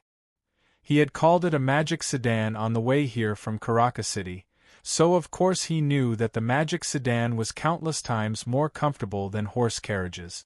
Although there were new flyer stores in Caracas City, and there were countless nobles and merchants in Caracas City who had bought the Shinfei brand magic sedan, Ambassador Hakkinen had always looked down on the magic sedan. He felt that compared to a noble horse carriage, the magic sedan was just a piece of iron that couldn't be considered noble at all. But after experiencing what it was like to sit in a magic sedan, he found that his prejudices against the magic sedan before were just too stupid. He didn't want to use such a comfortable means of transportation, but insisted on sitting in a carriage that almost cracked his butt every time. Why did he have to do this? So he was already planning to buy a magic sedan when he reached Caracas City, but he never thought that Sui would take the initiative to give him one, which was a pleasant surprise. According to the current market price, the most normal Shinfei brand magic sedan was over 800 gold coins. As for the latest Shinfei brand magic sedan, it was impossible to buy it without 2,000 gold coins. After being happy for a bit, Ambassador Hakkinen suddenly thought of a problem and his face froze. What is it? Seeing the change in his expression, Sui asked this. Ambassador Hakkinen shook his head with a bitter smile. Chairman Su, even if you give me a magic sedan, I'm afraid I can't drive it back to Arcane Empire. Because the 3,000 kilometers from Caracas City to Wimbledon, only the Kingdom of Roer and the Mirando Duchy have roads. As for the other roads, Ambassador Hakkinen shook his head. The magic sedan could only run fast on the roads. It wasn't that much better than horse carriages on the bumpy road. As if he could see through Ambassador Hakkinen's thoughts, Sui revealed a faint smile and said, Your Excellency Ambassador, I've already considered this. The magic sedan I'm giving you this time is the latest developed by our company. It's a high-grade magic sedan with some off-road functions. Moreover, this new magic sedan had an air magic cushioning device, so you wouldn't feel too much of a bump when driving on uneven road. I guarantee that you will like it. Ambassador Hakkinen looked at Sui in surprise, feeling a bit of disbelief in his heart. Could it be that the magic sedan was this strong? It could actually drive on broken roads like it was flat ground? Sui guessed what he was thinking, but he didn't explain. After pausing, he said, Of course, no matter how strong the magic sedan is, it can't compare to improving the road conditions. Your Excellency Ambassador, the proposal to build a road from the Mirando Duchy to Wimbledon, have you mentioned it to His Majesty? Hearing this question, Ambassador Hakkinen was shocked as he said with a nod, I've mentioned it and His Majesty was very interested in it. But there are some problems that need to be solved. There are 3 countries between Wimbledon City and the Mirando Duchy, so if we want to build a road, we have to pass through those 3 countries. Sui revealed a faint smile. As long as your Canla Empire says something, those 3 countries definitely won't go against it. Of course. Ambassador Hakkinen said with a proud look, those 3 small countries wouldn't dare go against our Canla Empire. But Chairman Su, His Majesty feels that it isn't good to rashly build this road. He wants to see what benefits this road can bring before making a decision. So he wants us to build a road in the Canla Empire, Sui said. That's right. Sui thought for a bit before giving a slight nod. His Majesty's thoughts are correct, but building a road is not related to our new flyer. It is the job of the Amsterdam Chamber of Commerce, so I need Your Excellency Ambassador to discuss this with the Amsterdam Chamber of Commerce. I think that the Omrit Chamber of Commerce wouldn't reject an invitation from our Kandra Empire. Ambassador Hakkinen said with a proud smile. Ambassador Hakkinen said with a smile, Other than that, as for the magic machines your new flyer produces, especially the military magic machines, His Majesty is very interested in them, so he hopes that, purring. With a sudden explosion, Ambassador Hakkinen's words were cut off in his throat. Then there was a wave of deafening cheers from the crowd. The sound waves swept over and Ambassador Hakkinen couldn't even hear what he was saying. Ambassador Hakkinen saw Su Yi's mouth open and Su Yi's voice clearly entered his ears. Your Excellency Ambassador, let's talk about these things in the future. Right now, we should focus on watching the competition. Seeing the smile on Su Yi's face, Ambassador Hakkinen's heart was a bit shocked. To be able to send his voice clearly into his ears in such a noisy environment, it could only be done by a particularly powerful warrior relying on his own aura or by a great magician relying on his mastery of spatial magic. Su Yi wasn't a strong martial artist because everyone knew that he was a magician, but he could actually control spatial magic to this degree. Could it be he was already a great magician?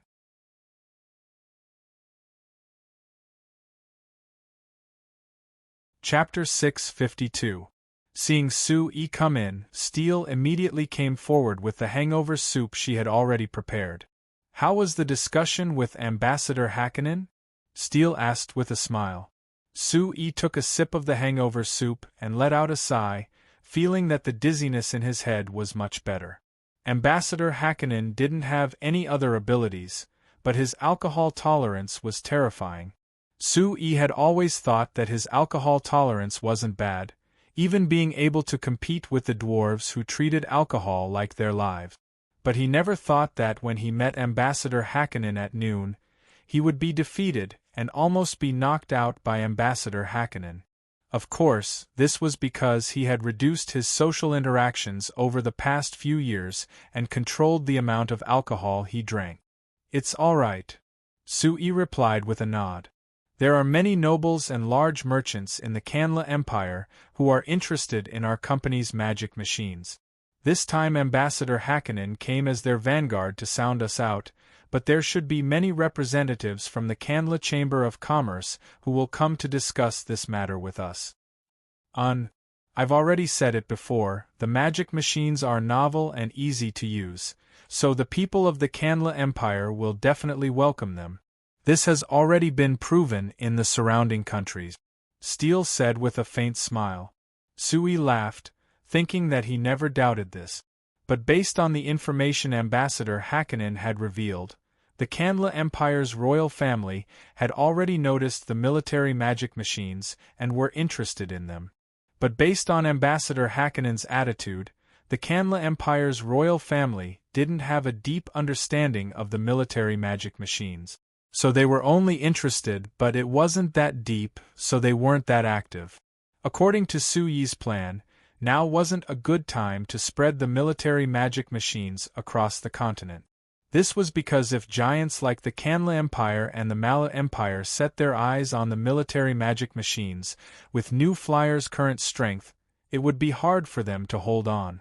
If the two empires set their eyes on this technology, New Flyer might even get into trouble. So when he was discussing with Ambassador Hakkinen, Su Yi had been vague about the military magic machines, deliberately lowering the use of the military magic machines. Su Yi was very happy that the Kanla Empire had sent Ambassador Hakkinen who relied on nepotism, otherwise it would have been very hard for him to deceive him and make the Kanla Empire focus on the military magic machines. Other than the military magic machines, Su Yi's response was very straightforward. Ambassador Hakkinen wanted to bring back some magic machines from New Flyer for the nobles and merchants of the Kanla Empire to see. Su Yi immediately agreed. Perhaps Ambassador Hakkinen had received some hints from the actions of these nobles and merchants, so he also wanted to buy some household magic machines from the Frestek Chamber of Commerce. Su Yi also agreed, and as the chairman of the Frestek Chamber of Commerce, he said that he could sell the household magic machines for Ambassador Hakkinen at a discounted price. So Ambassador Hakkinen was overjoyed and naturally both sides had a good chat. After thinking for a bit, Su Yi took the wet towel from Steele's hand and forcefully wiped his face.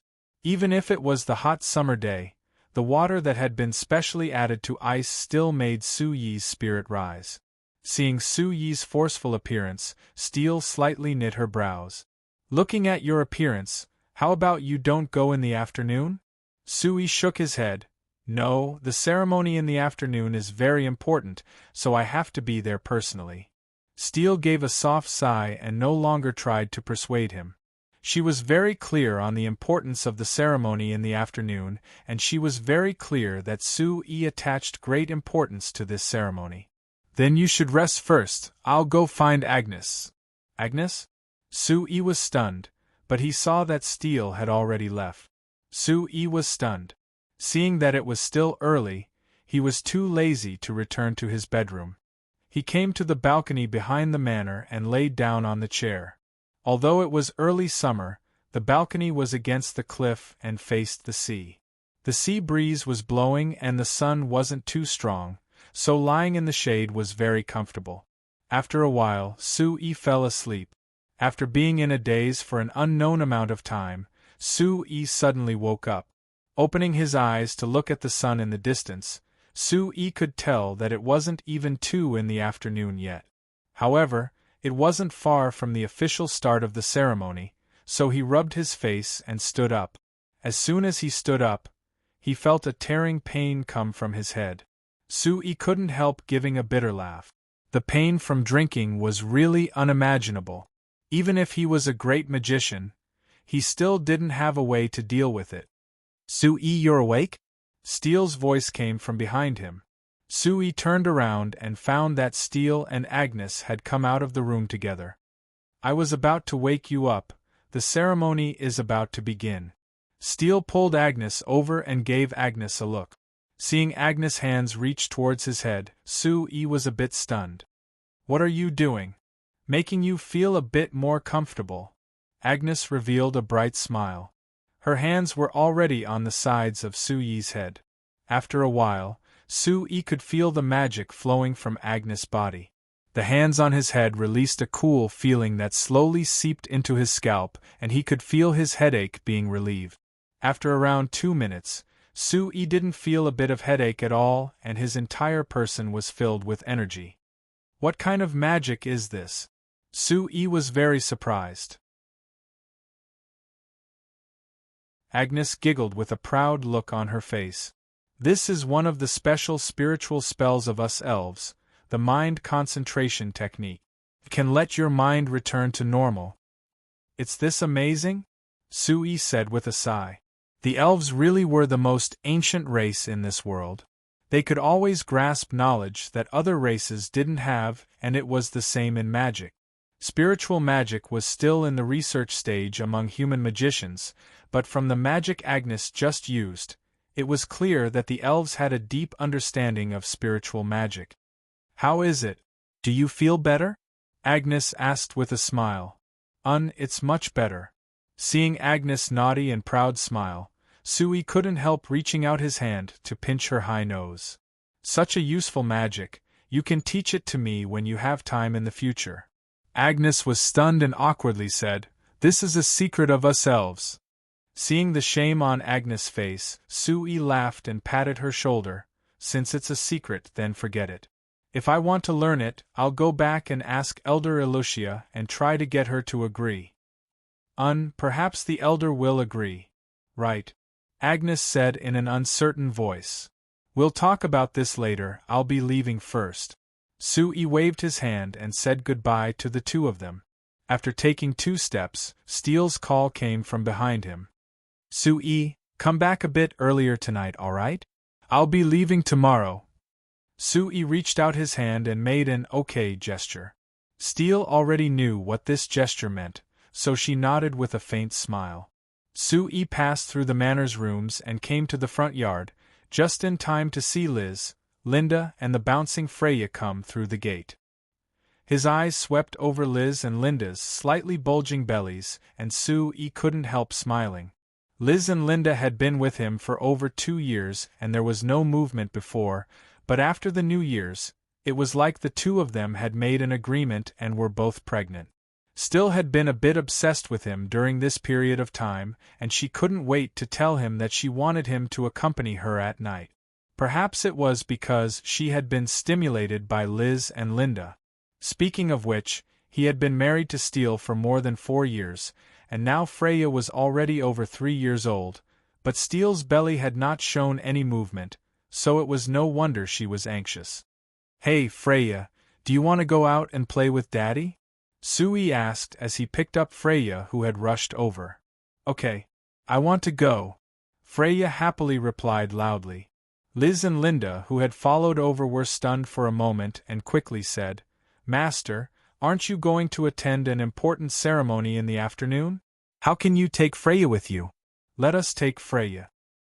Hearing the two's words, Freya immediately opened her eyes wide and stared straight at Sui with a face full of expectation. She was already over 3 years old and was beginning to understand some of the ways of the world. She was very clear that in this family, her father had a very high authority and his decision was the final decision. Sui smiled and shook his head. "It doesn't matter, let me take her. Freya has grown up, so she should participate more in the matters of our Chamber of Commerce. After all, she will definitely participate when she grows up, so it is only right for others to get to know our little Freya." Liz and Linda looked at each other and nodded at the same time. According to Suyi's announcement 3 years ago, when Freya was just born, Freya was Suyi's only confirmed successor. Then, according to the traditions of the signs, Freya would inevitably take over Suyi's position and become the new president of the New Flyer. In fact, according to tradition, Freya might even become their new master. Suyi's gaze once again swept over Liz and Linda's lower abdomens and suddenly said, "Oh right, Liz, Linda, I have already made an official request to the Congress, hoping that they will officially revoke your slave status. If nothing unexpected happens, you will soon be able to get rid of your slave status." Liz and Linda froze for a moment, then became overjoyed. "Really?" The two excitedly covered their mouths, their faces full of disbelief. In the signs, once one became a slave, there was almost no chance of turning over. This was because slave owners had absolute power over their slaves, even the power to kill them. Therefore, in the eyes of most people, slaves were no different from ordinary domestic animals. Liz and Linda had been marked as slaves since they were young, and they never had the luxury of being able to get rid of this status. To be able to meet Sui as their master, let them experience equal treatment, and even now they were pregnant with Suyi's child, they were already extremely happy with their current lives. But they never thought that Sui would actually think of a way to get rid of their slave status. And he even made an official request to the Congress. In the signs, this kind of action was simply a challenge to tradition. Seeing the certainty in Suyi's eyes, Liz and Linda couldn't hold back the excitement and joy in their hearts, and at the same time, hot tears flowed out of their eyes. Of course, Sui understood the excitement in their hearts. He smiled and continued, "Now that the two of you are pregnant, it's not as convenient for you to move around as before. I have already spoken to Steele and asked her to bring in some servants to take over your work, so you can rest in peace." Liz and Linda were so happy that they couldn't speak, they could only choke and nod their heads vigorously. Sui smiled, lifted Freya up, let her sit on his neck, and strode out of the manor. Liz and Linda looked at Suyi's back as he left, their vision blurred by tears.